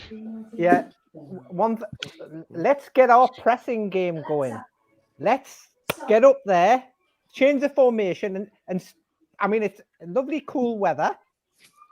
It's ideal to let's show some energy in the press and really put their back four under pressure like we did against Croatia. So because I haven't seen much of a press from any press at all from England, so that's one thing to consider. I mean, I agree with what everybody else has said in terms of but let's start pressing their back four a bit more, not make them uncomfortable at the back. That's what I would say. All right, so don't put them under pressure. I've heard that somewhere before. I can't remember where though. Jack Charlton. God rest him. Well, Daz, I was going to say, we all talk about the press and all that, right? If everybody, those of us old enough to remember, basically how a lot of teams play now is what Jack Charlton did with his 1988, 1990 era team. That's what he was doing. It was the old thing, play football in the opponent's half. That was basically pressing, defending from the front, wasn't it? Get the ball back as quickly as possible. Yeah. That's what Jack Charlton, God rest. Good point here from Truls. Suggestion that Foden and Mount are too similar and they cancel each other out. I suppose that's a bit like the Gerrard Lampard conundrum that England had in the past. Correct. So the big feel of Twitter. Just having a quick look over the timelines there. A majority of people not happy with Harry Kane at all. Too pedestrian. Somebody actually got a really good tweet. Somebody saying that Kane is channeling his inner Joe Linton tonight, which is good. Majority of people would like to see Kane off, Grealish on, and England, we're too pedestrian, only look to trouble Scotland when we put a bit of urgency around it. So that will back up Donald's get further up the pitch and get the pressing game on. So, most people on Twitter seem to want either Kane or Raheem Sterling off and Grealish on. Yeah. This would be a good time to drop some takeover news because the country's not watching. So the Premier League, take the heat off the Premier League, and I second that. Get the arbitration settled, or the competition action settled out of court, and let's get the takeover. Is that not your field of expertise, Chris? Arbitration competition. Don't mention it. Don't mention it. No. All right. No. All right. Do you want the floor, Chris? Don't know. I'm not a lawyer. I just play one on TV. Oh, all right. Just a question to throw out there on Harry Kane. Is he fit? I don't think. I No, don't think so. I feel like he's Doesn't look carrying. it. Yeah. I think. I've never been a big fan of. I've got a Harry Kane. quick question, Martin. Yeah. Go ahead, Jamie. You know how you were saying that you feel like with that double pivot that Gareth's reverting back to type because he's more of a defensive player in his own personal career.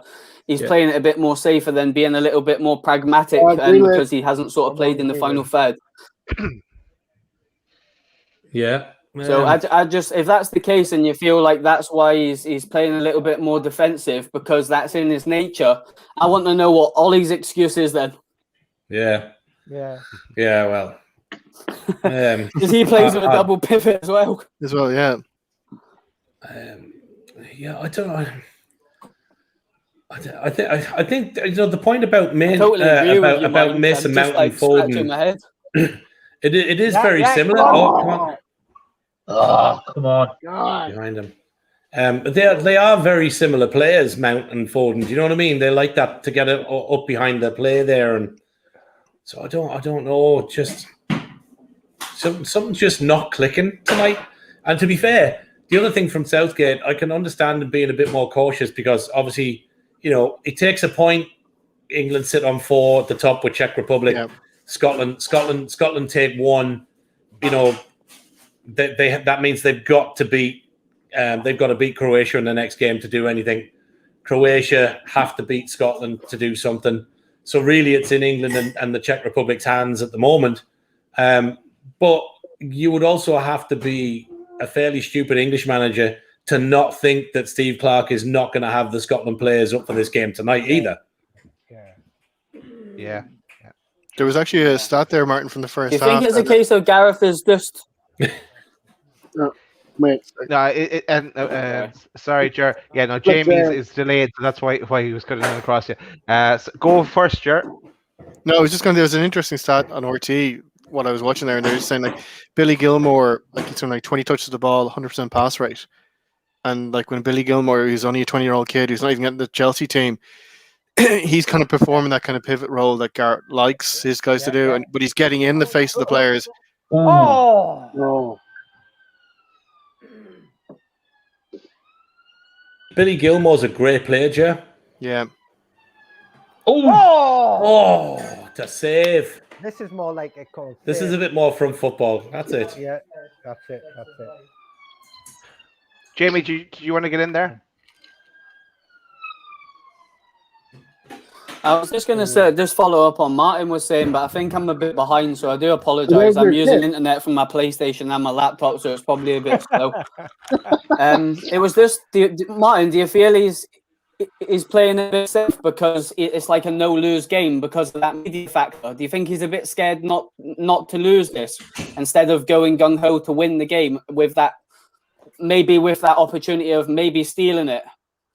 Maybe getting beat by a 1 goal in Scotland. Do you feel like he's playing it a little bit safe because of the media side of things, Gareth? He doesn't want to lose to Scotland, for example. I don't even think it's the media thing. I think it's just in his makeup to play defensively, to set up defensively, to I think not necessarily to defend, but to be more compact and solid, if that's the right thing to say.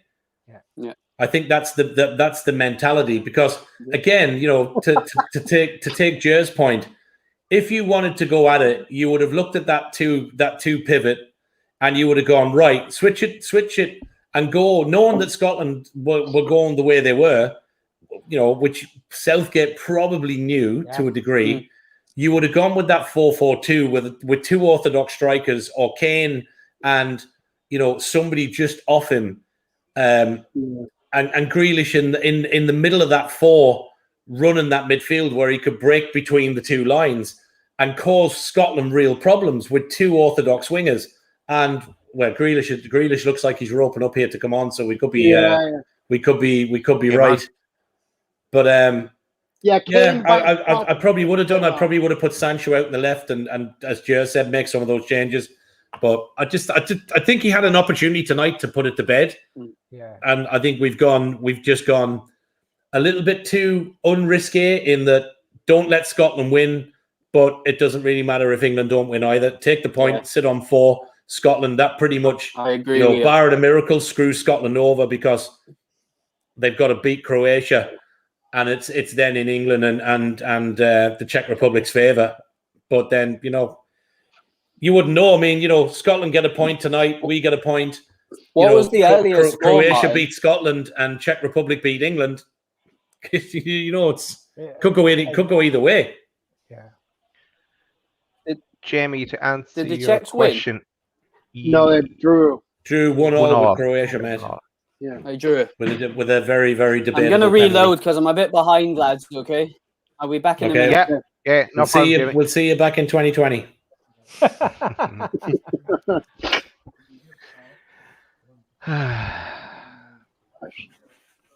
Back when the takeover was just tomorrow and COVID was just going to last a couple of It's weeks. a thing of the past, yeah. No red flags. That's a great ball No to red Roberts. flags, yeah. Ball in. Oh, fuck me. It's imminent. Oh, don't mention that word. I think we're a bit tired of hearing that word, imminent. Yeah. Jeez. Shortly, as what's his name says. Elvis? Masters. It'll be shortly. And followed by no comment. Yeah. Is the other line. Yeah. Man. World So we're going to see Jack Grealish into the fray soon enough. for who? Who would you have him come in for? I Sterling. think it'd be Mount. I think it'll be Mason Mount as well, yeah. Yeah. Having said that as well, Sterling hasn't really done that much tonight either. Yeah, Sterling's been no. quite shocking, to be honest. I think he'll go like for like though and go Sancho for Sterling later on. Yeah, I Mount think so. I has think you're been- right. Now it's been MIA. Come on, Yeah. Phillips, run at it. Right, come on, stop dicking. They're not really coming for the ball, like opening That's what I'm up Scotland. saying. Like Yeah. Phillips gets that, he's got all that room to the left and right of him, Jer, and nobody is making a move. Yeah. We've got a special He's guest. got nobody to take it on another 20 meters. Special guest in the house. Shout out to Spenny Mag. All right, Spenny. He was on the turbo earlier. How's it going, Spenny? Hope it's going well for you. Yeah, I know, Spenny. Yeah, I can't go out in this top, especially in my neck of the woods between Drogheda and Dundalk. It's a little bit ropey, lads. Yeah. Whoa. There's a few boys in balaclavas wouldn't like to see me up there. No. Yeah, I once wore a Lions jersey into an Irish pub in New Jersey. That was not a good idea. I went out pre-COVID for the England Ireland Six Nations in my England rugby jersey. I got 2 yards inside the door and was asked politely to leave. Wow. Before I was bounced. I was about 13, 14, and I've said this in one of my first in UFC Matters show.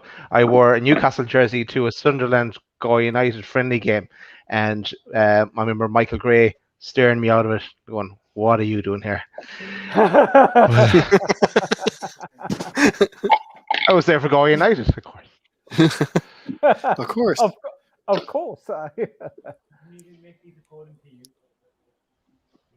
I actually remember playing five-a-side with a lad who was on the panel for Galway United. The best line I've ever heard from an Irish player. We're like, you played for Galway United? He goes, yeah, but you got to realise Galway United were shite that year.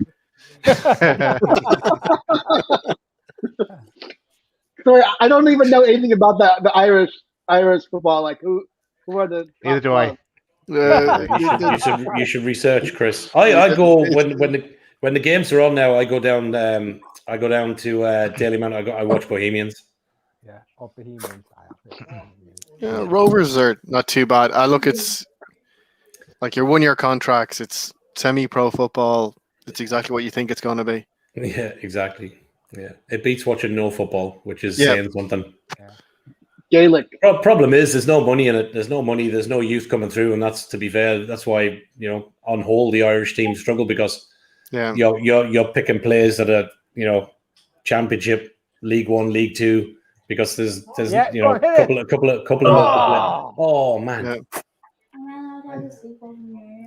Oh, I don't know. Go and ask Mum. Wrong person to fall to there. Yeah, definitely. Oh, look at him. That's a proper centre back shot. That. So what does Jeff Hendrick do for the national team that he doesn't do for Newcastle? Exactly what he does for the Newcastle Jeff team. Hendrick he's do? exactly That was the same. You should have Yeah. stopped there. If you got a Jeff carbon Hendrick. cutout Not a and put it in the footballer. middle of the pitch, he'd do more. Yeah, he turns up and sits on the bench. He's not He a scored footballer. one goal What for us did he about 5 years ago, and he's been dining out ever since. Yeah. He got called Yeah, a street footballer. That's how he was with Newcastle. He scored in his debut, and then do shite since. Yeah. I'm sure Bruce got him from a hippie commune. You know, he looks like a hippie, doesn't he? He doesn't look like a footballer. I'll have you know, Donald. I'll have you know that is the going trend of looking footballers over here in the Republic, mate. Yeah. I just want to shout out to Chris Hall, who's in the chat there now as well. And just checking, Chris, how is the work going on prep for the convention, mate? You nearly all set? That happens, Chris. You miss a day. This is what happens. We go to town on you. Where's Pete? What's Pete doing? Pete's out on the piss with his mates. Oh, what? Eat a valid Here we excuse. go. Loop over. Oh my God! What the hell? Wow, Scotland is shit. Go on, Fordas. Run it.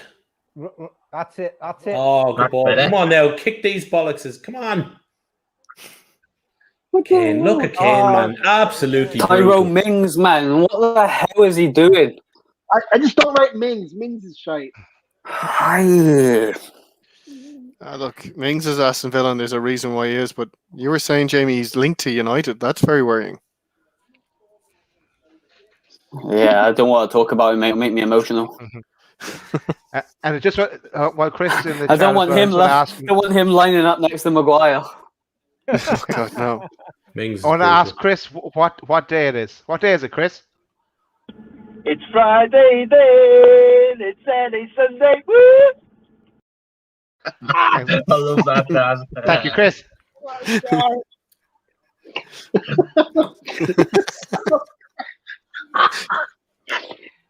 Oh my God! I'll never get tired of that. Neither do I. You're laughing, lads, but you're missing a big trick with Avon. They could be sponsoring you now. we do keep trying. It just hasn't happened. It's not for mentions. I tell you that. Is it even big over here? I know it's obviously American big, but like.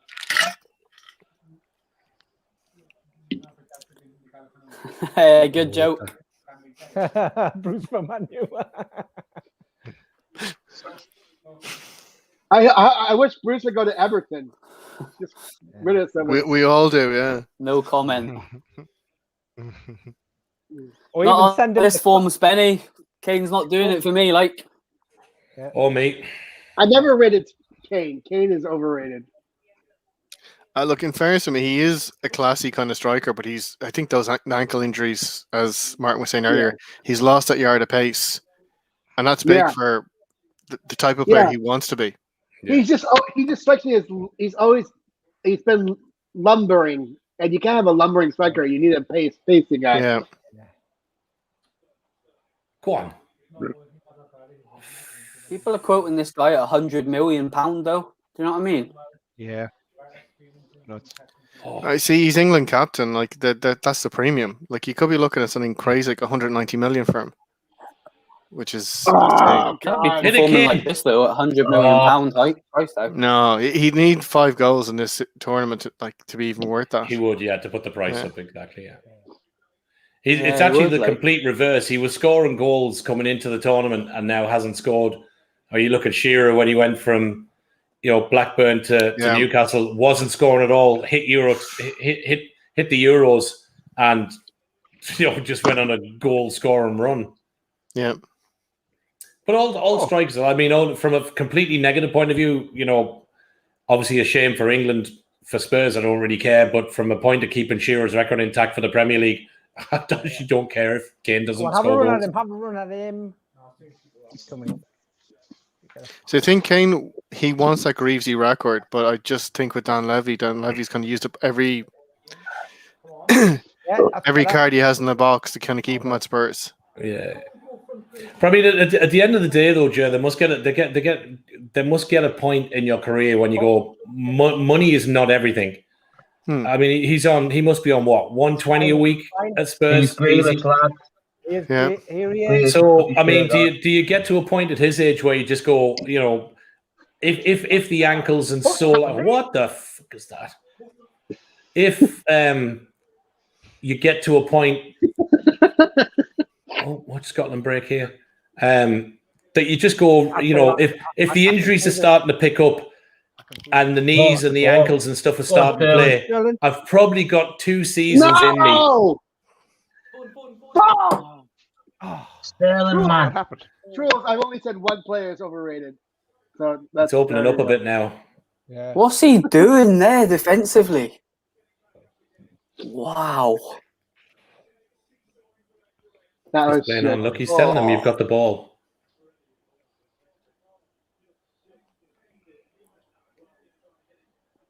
Me personally, I think Harry Kane will move this season. Yeah. I think City losing Aguero, they'll go for him, but I don't think they're buying someone on their reputation. They're not buying him on their ability. No, Cheers, it's Spenny, a mate. marquee signing. I just want to shout out. Can you go back to the Pooh's number? I just want to say, Spenny, mate. Hope you're well. See you soon. Get well. We're all behind you. Yeah. Second that, Chris. We're all behind Spenny. Absolutely. Well soon, mate. Yeah, love you, Spenny. Get well, Spen. Get well. Bit of breaking news, lads. Yeah. There's now Hope you're someone okay, must have mate. hit the heart. Good to hear from you, Spenny, as always, buddy. Yeah, where did that come from? The little red heart. Someone must have liked it on Facebook. That's breaking news for us. That's nice. We've never had that before. We've broken Facebook. Nice. We have, yeah. Big time. Big time. Here we go. I'm always a bit ambivalent about on the matter. Off the line. There are some guys in the Matters channel chat who are very aggressive about hitting the like button. It's like, you know, you'll hit the like button if you like the show, and I don't think that people should be pressured into likes. You know. So make sure everyone hit that like button. Hit that like button. Hit Yeah. that like Hit that like button. That Chris is saying there. We'll take as many as we can get. Do it. Yeah. Do it. What does he know about not liking likes? Get out of it. No, I just think it shouldn't be coming from the chat. It's fine for the host to say it, but for the chat to be like, hit the like button. People like saying 800 viewers, 10 likes. You know, let's get the likes up. So then I should really do this. Say, thanks for watching, everybody. Yeah. Like and comment. And subscribe. Subscribe to our channel. Absolutely the wrong substitution. Oh my God. Completely. Foden for Grealish. Sorry, Gareth Southgate, but you are a class 1 dick because that is wrong. That's a joke. This is becoming hard. Watch this. What has Mason Mount done in this game? Nothing. I would have been That is taken by the man unbelievable. for Phillips off, in my opinion. He's got it wrong. I'm sorry, lads, but that's the wrong sub. Sorry. He's right to get Grealish on, but you're right. Foden should not be off. Yeah, Grealish on. No, that should have been Mount or Phillips. Yeah. The thing is, like, the longer this goes, if you're Scotland and you're holding England, you're going to start throwing people forward. Oh, absolutely. It'll open up in the last 15, 20 minutes. It'll open right up. It'd be a goal to settle it. Whoever scores, one goal settles this. Yeah, absolutely. I'm hoping it's my 50 cent that comes through for me, buddy. Drinks are on you, lad. You still won't buy around. Yeah. Trust me. Yeah. I won't say no, Daz. I'll get that in the t-shirt. Guinness is on jersey if Scotland get a goal then.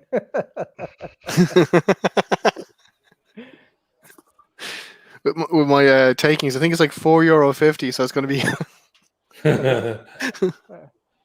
That's a classy bet. So I didn't get the proper introduction for Jer. You're in Ireland somewhere? I'm in Ireland. I'm in Dublin. Oh, Dublin. I went to college with Daz, so that's my. Oh, I never saw him there. before. oh commiser- I said the same in college. I don't know who you are. my commiserations, Jer. Yeah, I know, Chris. God. Thanks, Day one, if thanks, I Chris. seen him, I just walked the other way. My life would be so much easier. So, Jer, I'll just thinking about that. I'll text Daz after this. I'll get your number because I'll drop you a message if you fancy if for one of the later games, maybe get out for a pint. Yeah, that'd be good. Yeah, absolutely. Yeah, I'll get your number off him. Yeah, go on, Grealish. Go on. Like nobody. Come on, lads. Oh, I think I forgot to do this. Watch out! I brought my little bagpipes. Watch.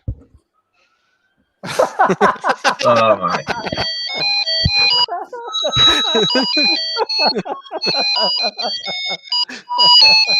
Spared no expense. That's enough of that. Martin, Tell you what. can you take over? Martin, can you take over the treasurer role for Loaded, please? If that's what our budget's going on. Yeah, I know, yeah. Hey, Chris has all the cash, and we know what that's going on. Our sponsors, in the top right hand corner. That's going on. You're gonna get the channel shut down. Holy crap! This is a shit game, isn't it? Exactly. This is horrible. Actually, speaking of This sponsors, is walking maybe we should do a pace. shout out. You see, there's the first foul from Grealish. That's what you want. Grealish takes the ball 2 yards, takes the tackle, goes down, foul. Breaks up the play, gives you a chance to get another 10 yards forward. That's what. What do you reckon, lads? 1-0 either way, the way things are going? Oh, absolutely. First goal's the winner. Absolutely. 5-0 still on. 5's on, yes. Yeah, tell you what, we've still got plenty of time, Daz. Funnier things have happened, lad. I can still feel a sneaky 6. Yeah. Sneaky 6. Do you know what? It's never going to be one of them games. Scotland, as Jer said, Scotland are not dumb enough to let that kind of score rattle in at a tournament. No. I feel bad for picking 3-2. I was gonna go with the 1-0. I should have stuck with my 1-0 gun. Just hope we can. We lost you there, Jimmy. He's Hope we can get a grip on this game, because if it finishes 0-0, Ole Gunnar Solskjaer will have another red wine because he thinks McTominay will solve the centre back position, so we won't have to buy one. Oh, yeah. True, Jamie, but then you won't buy Mings. There's a positive. Can you imagine that, man? Every Maguire cloud. and Mings. Oh, Eminem. that's an awful centre pairing. Go on. Come on, Kane. Go on. You can just see the jerseys. Oh. Eminem. That's a good- Eminem. No. Headlines: Eminem, do it again. No, it'll be Maguire and Mings, the dynasty. Dynasty. Sorry, my English accent there. Dynasty. That's a foul. Do a shout out to the sponsors, Centre Ale, located in Newcastle. Friends of Martin, so Martin will big them up.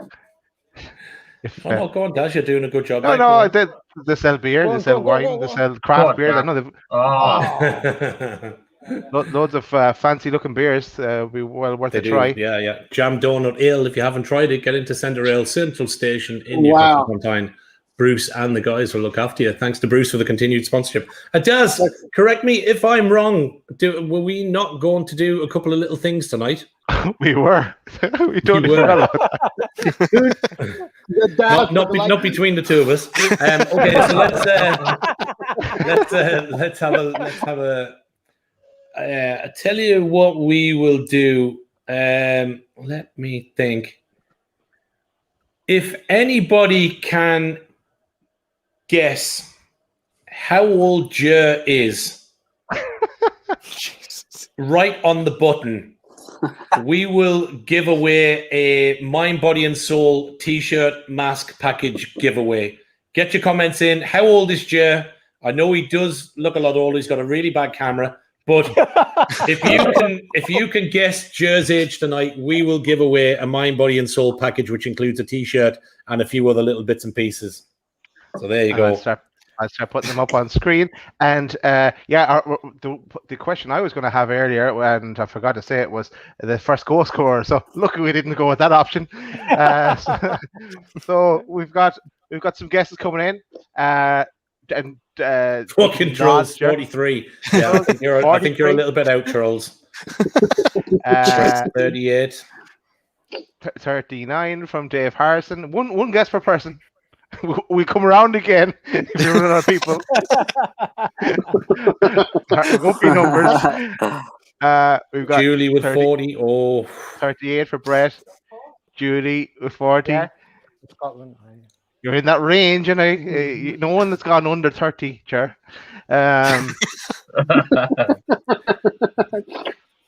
Or 50.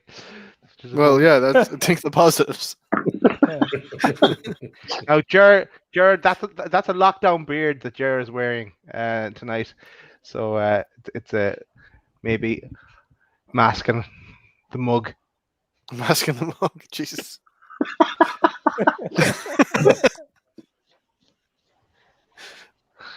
So no right answer. Just kept walking. Okay, we have 1, 2, 3, 4 guesses, and we've got 8 people there. So there's 4 more people that can answer before we go around again. We give it 30 seconds. We could be here all night.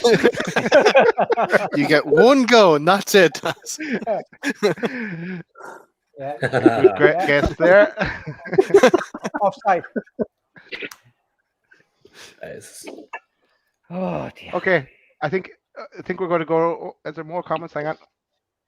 Yeah, no, 4 to go. We're going to go back again.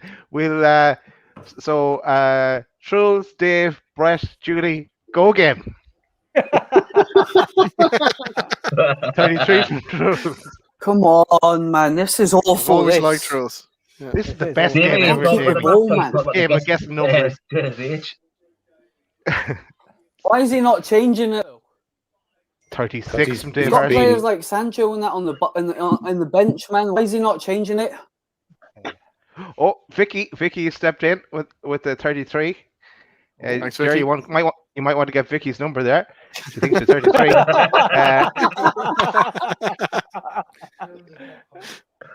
Julie's gone 34. Brett's down 35. I think we need to roll the dice again. We're going again, and we give people a clue. It's higher. It's in the higher echelons of higher. It's higher than 39. Let's say. Jesus. I don't believe that. Rapture. 12. I do not believe that.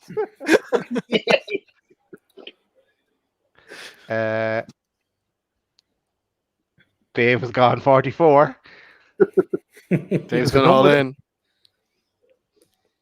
52 from Trolls. Now it's getting worse. Trolls, I actually used to like you.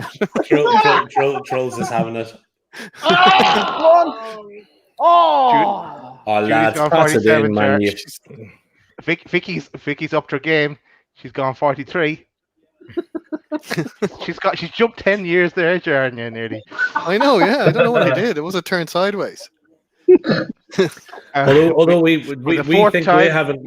think we're having it bad watching this match. I just got a text from Nate, one of our good friends on the panel. And Nathan said, this game is absolutely brutal. The only good thing about being out is I've got the gymnast from Britain's Got Talent sat on my knee. I'm going to have to Google that now. About time. aye. Harry Kane has given absolutely nothing tonight. Nothing. If you've joined us late, we're on round 4 of guessing Jer's age. Go again, people. There's a prize in it. Kane off Rashford. I hate this sentimentality from England. You know, it's starting to wind me up. Yeah, I don't see it. Good job you support Scotland then, Jamie. Yeah. I think we might have a winner. I had to report back to Nathan. I googled Britain. No, you're still wrong, Daz. For God's sake. Inconclusive. Do I have to say female? Wait, do I have to specify female gymnast?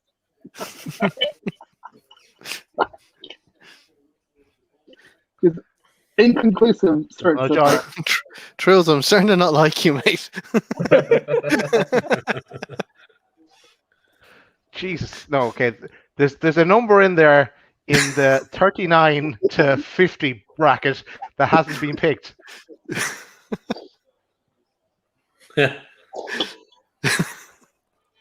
I'm thinking numbers He's been classed for aren't Scotland at the people's back. speciality.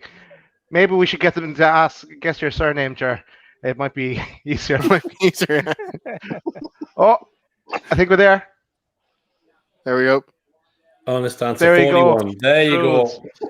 Trolls, Trolls well are done, champion. sir. Well done. Trolls Round is a 6. winner. We got there at the You end. put us out of our misery, mate. Yeah, exactly. Yeah, that was a really good game. We should play something even shitter next time. It was your idea, this game.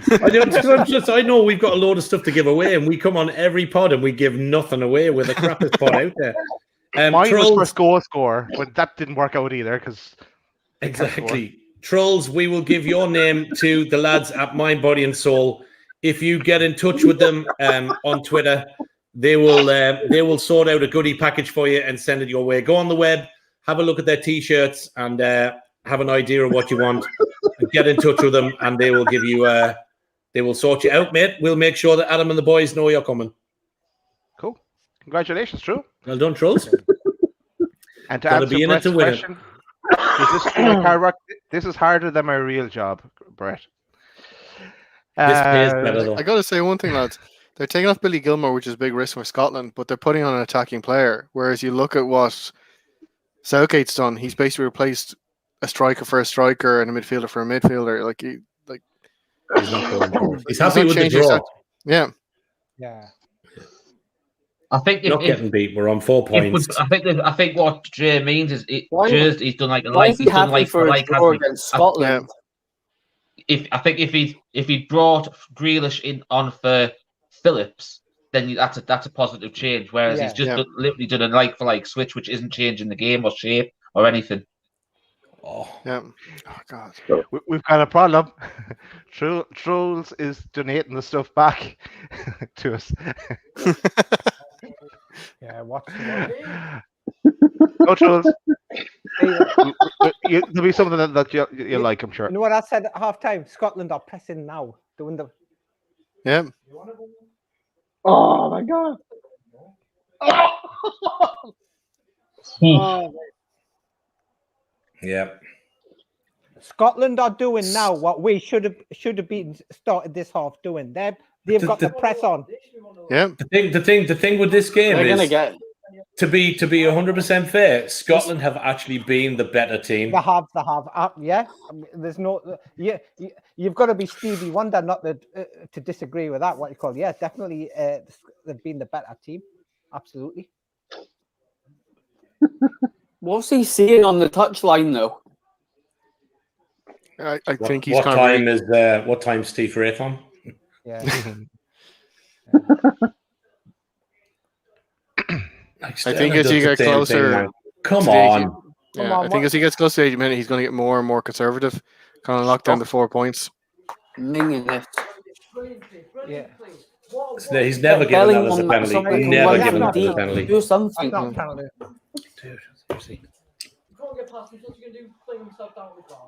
Oh, tell you what. Honestly, Oh, There's a little bit of contact there.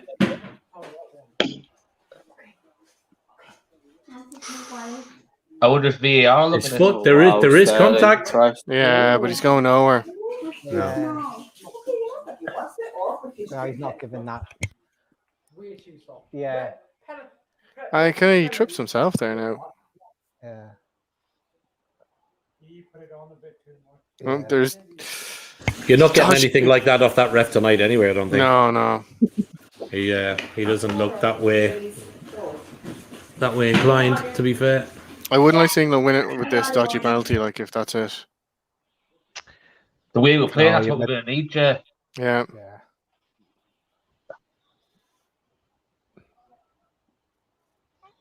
Scotland look far more positive. Love to know what they're seeing on the touchline. Yeah. Shit. Oh, Change your shape, change your personnel, press higher up the field, do something. It's the same drivel as the first kick of the game. Who's the captain now? Like that? Who's taking the captain's armband? It's hardly Stones, or is it Pickford? Sterling. Sterling. It won't fit on Jordan Pickford's arms, so they have to give it to someone else. Yeah, Sterling has the band on the left arm. Well, that kind of says it all. Like, he's not a leader. Good player. Come on, get some urgency up the field. There's no worries. Oh, for God's sake. That was an England ball. I thought I was England. Yeah, Robertson had a good game for Scotland, to be fair. Yeah. Shea Adams has played well. Your man up the front, Dykes, has played well for Scotland. Yep. McGinn, Marcus, do something. McTominay at the back. They've had some good play tonight, to be fair to them. Yeah, they've had a few. They've come close. They've come closer actually than England. I tell you one thing. Croatia won't enjoy playing them. No.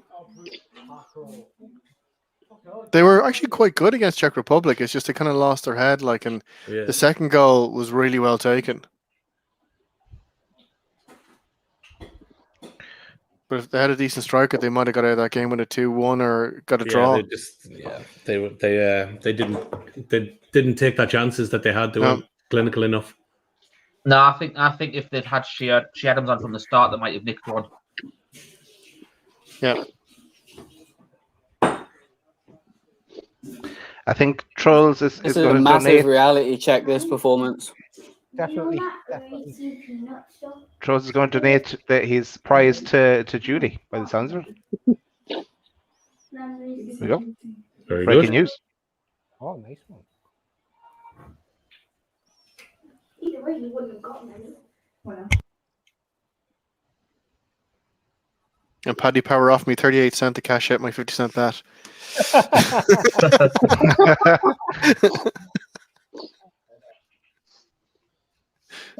What minute we on the live cast? 81, 55. 82 near enough now, yeah. yeah, 82. 82. What I'm about on you, it. Jamie? 81.39. Oh, I'm Yeah, about 34. 25 behind Jamie. Soz, Jamie. I'm just watching Martin. I'm just watching Martin. No, God, you really have had a bad night. James. Jamie, you gotta watch me. I'm the furthest in the future.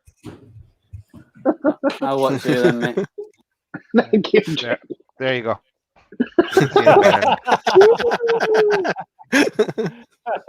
Hey, the main boy. The main boy. Wait a minute. This is too much pressure. Show us another jersey, There's Chris. this do you know what it Wanna is? go outside again? I'm getting more wound up watching this. This is like snail football. Why are they not pressing fast? Why are they not opening up spaces and moving the ball quicker from side to side? I'm getting more frustrated as the minutes go here. There's no one picking at the pockets there, Jamie. Like, if you look at it, like, There's no right no now- one wants to run No. and commit a player. Don't do it, Chris. It's not worth it. It's a big game. I tell you what, lads, it's games like this that tell you why we don't win major tournaments. Brutal. Yeah, It's lack Like, of they should be, bottle reach, that's what it is. yeah. Should be Like, they beating should be Scotland. one We've got you- better players. You should It's be like going out what- it's like getting what 10 Andy out of Rashford bed. stayed on and Sancho's not come on. It's like how Andy Robertson said. England are full of stars, but they're more individuals. Scotland are more of a team, and I think that's what's shown tonight. Yeah. You've got to be brave at these tournaments, though. You know, like he's got players like Sterling. Sterling not playing well. Why not bring Sancho in? Something different. Someone that's going to commit a player. I haven't seen any passing between the lines and then that player physically turning and running at that line to create them little gaps. There's been nothing at all. Yeah. I'm pretty Like, if annoyed you by look it, at- to be fair. The only thing that's making me happy is McTominay's played well for them.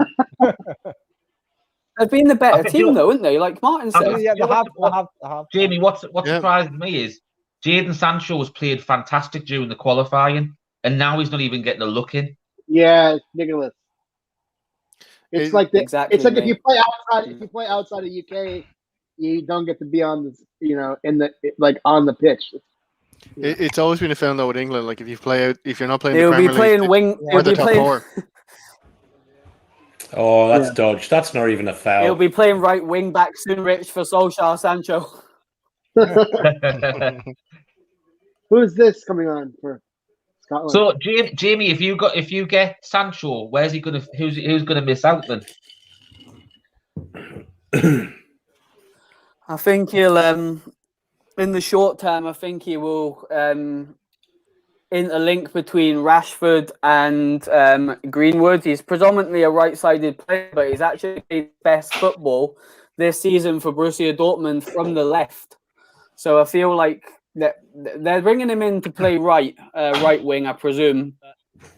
I think they're going to try and get Greenwood to play more as a striker, from what I've heard. Anyway, that's the longer term vision for him, because Cavani's not going to be there for ages, and I feel like we've got him, we've got to use Cavani's knowledge to get Greenwood to appreciate space and find little gaps and stuff. And I feel like he'll get that on the training ground with Cavani.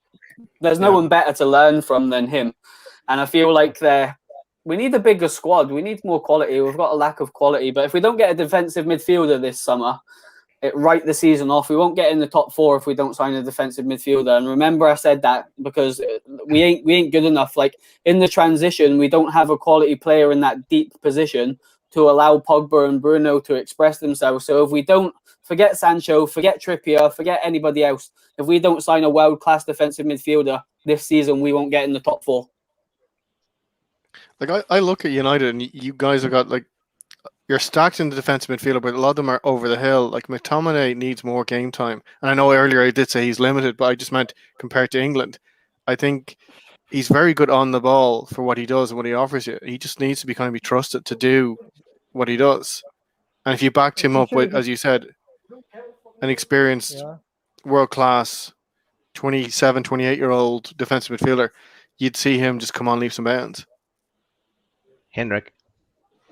And we just said I it. totally agree with you. He does. Box to box. Solskjaer plays it safe with him. Solskjaer plays it safe because he's not comfortable with. 5 minutes left. I'd take a point all day. Yeah. So we'll go around really quick answer. Calvert-Lewin on. Yeah. Come on, lads. 3 minutes to score 5.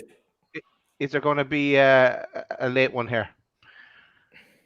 And we'll Well, see a goal coming. If there is, they look more likely than England do at the minute, to be fair. If there is, it's going to be a mistake. I think. There's just nothing in the middle of the park. It's fucking woeful. Are we sure this isn't Newcastle just playing in white? I've taken the stripes out. Yeah, that'll be right. Yeah. They've old Manders, isn't they? Surely they would have they'd bring on Willock in the last couple of minutes if it was Newcastle. Yeah. But I don't know if England have that player at the moment. Like they need someone who's going to spark them into something. And there's no link-up player, Joe. No. like there's Phillips and he's funny moving. Yeah.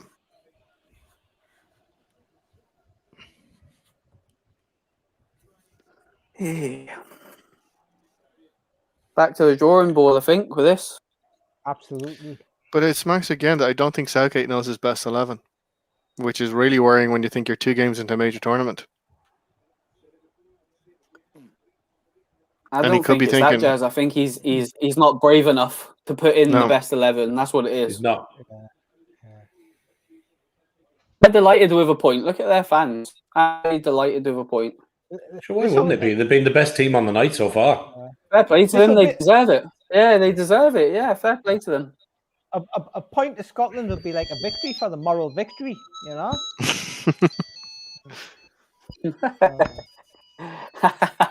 Right on cue, Daz.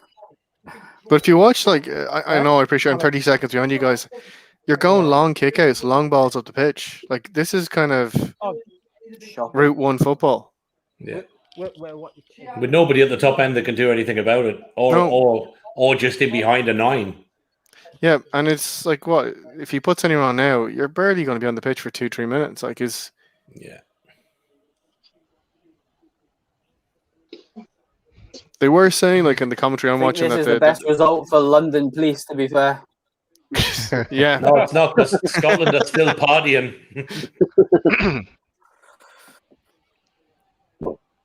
Shocking, like. Yeah, Sterling's been woeful tonight. Mount has done nothing. Kane did nothing. The forward passing has been woeful. It's been side to side. There's been nothing in the final third, barring the header from Stones. We've not really created at all. Yeah. You know what Southgate could do with, because I'm a minute behind, an umbrella. That would really help him out. Oh yeah, because that works so What well. do you with the Bradley? Keep a hold of the ball, you fucking knobhead. Hit it. It's a lot of kind of sideways or long balls to no one. There's been none of the basics from England, has there? Oh man.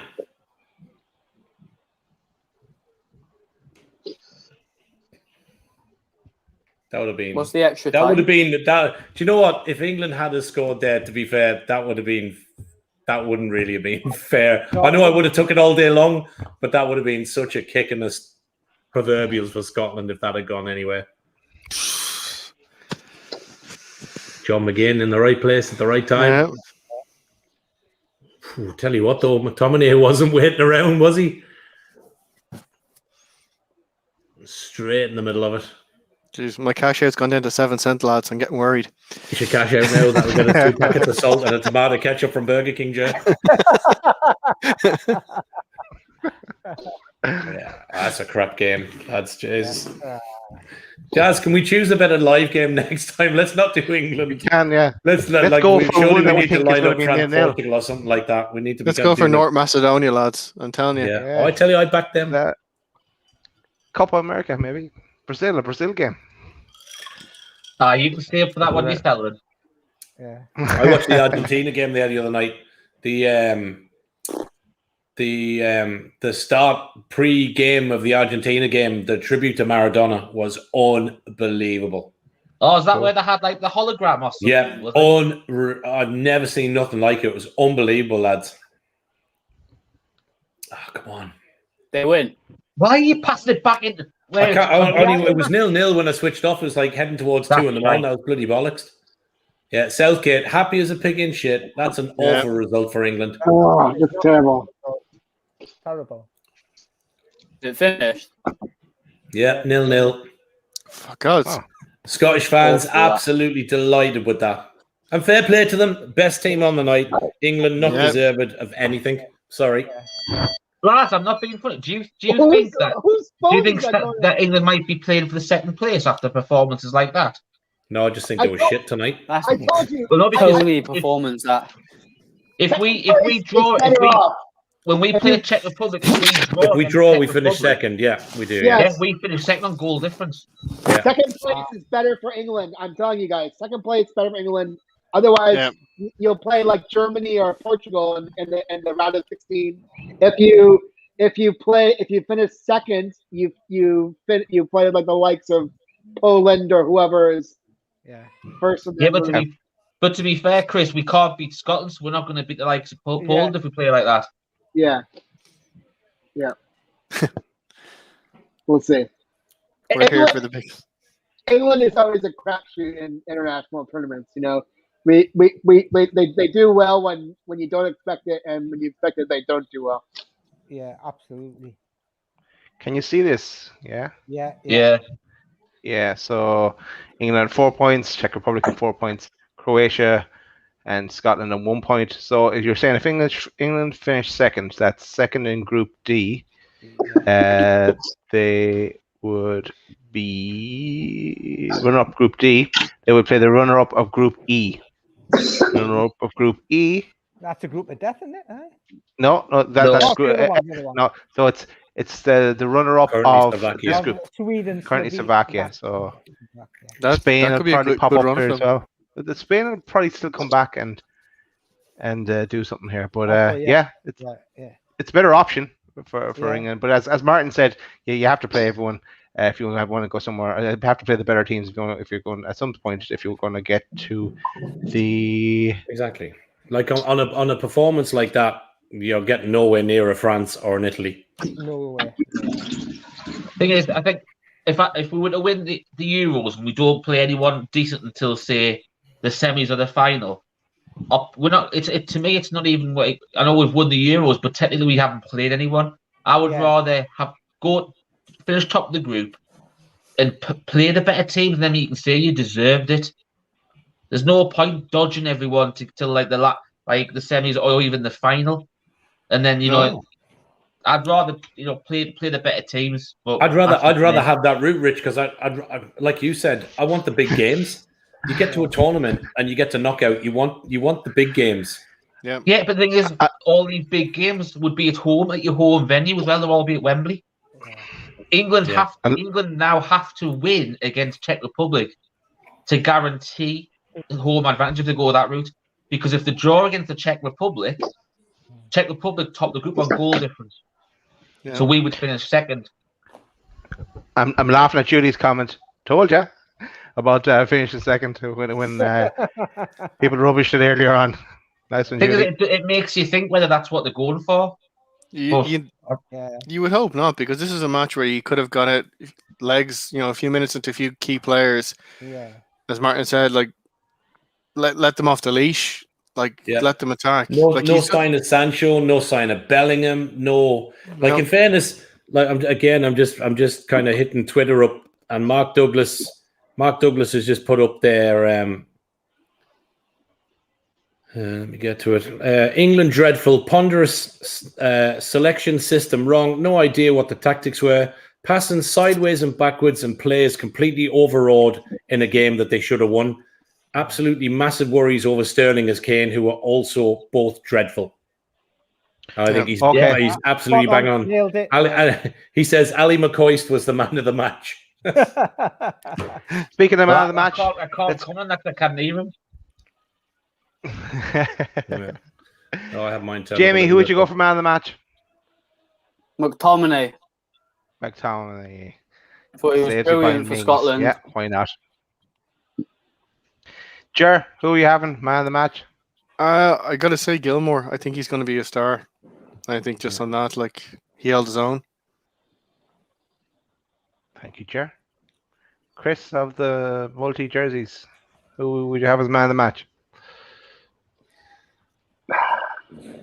I don't know, McTominay.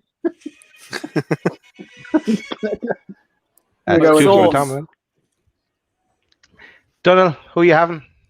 Well, I would say I have to agree. It's McTominay, because nobody from the England team. Nobody gets it from the England team. Yeah, McTominay, Scott McTominay, really. Rich? Put in a good shift. I can't give a Scot a man of the match, but at the same time, I can't give an Englishman. So I'm not going to even give it a man of the match, because there's nobody who played in white tonight deserves it. So. The people in the comments are man of the match tonight. Absolutely. Men and women. Man of the match. Yeah. Do you know what it is? For the fact that he sat well between the two lines and kind of bossed the middle of the park more than England did, I'm actually going to give it to Paul McGinn of Scotland, because I thought he'd used all of his experience, sat between the two lines, broke up the play, stuck the boot in where he needed to, and enabled Scotland to get on the front foot. So I'm going to give it to Paul McGinn, who I thought played very well for Scotland tonight. Nice one. I didn't really get to see the match properly, and I'm kind of glad I didn't. Daz, you do know you can watch this back, for the next 2 hours of your life if you want to. Yeah, I might do that. The highlights reel is guessing Jer's age. That was the highlight for me. Definitely. What a disappointing game that was. And no one, as Brett points out, no one predicted an 0-0. No. Nope, not a hope. Man of the match, Julie says, is referee. I'd also like to know whatever diet that Graham Souness is on, because I swear to God, he's like the kid off the Troker box. He's getting skinnier and skinnier. I don't know what's going on with him. I thought it's heart. Isn't it heart issue? Yeah. When he was at Liverpool, we had heart op, didn't he? Yeah, that's right. Yeah, Hey, because the same. And Southampton, the same. after the Christensen, he was talking about his own heart issues. So maybe it was health related. Yeah. It's a great diet. He looks much better with the beard. I don't know what happened to Keane's beard. Keane's beard was mint. That's what Keno's on having a rant. Oh, that's not like him. That was. Sorry, I'm We'll sorry. blame Pogba for England's.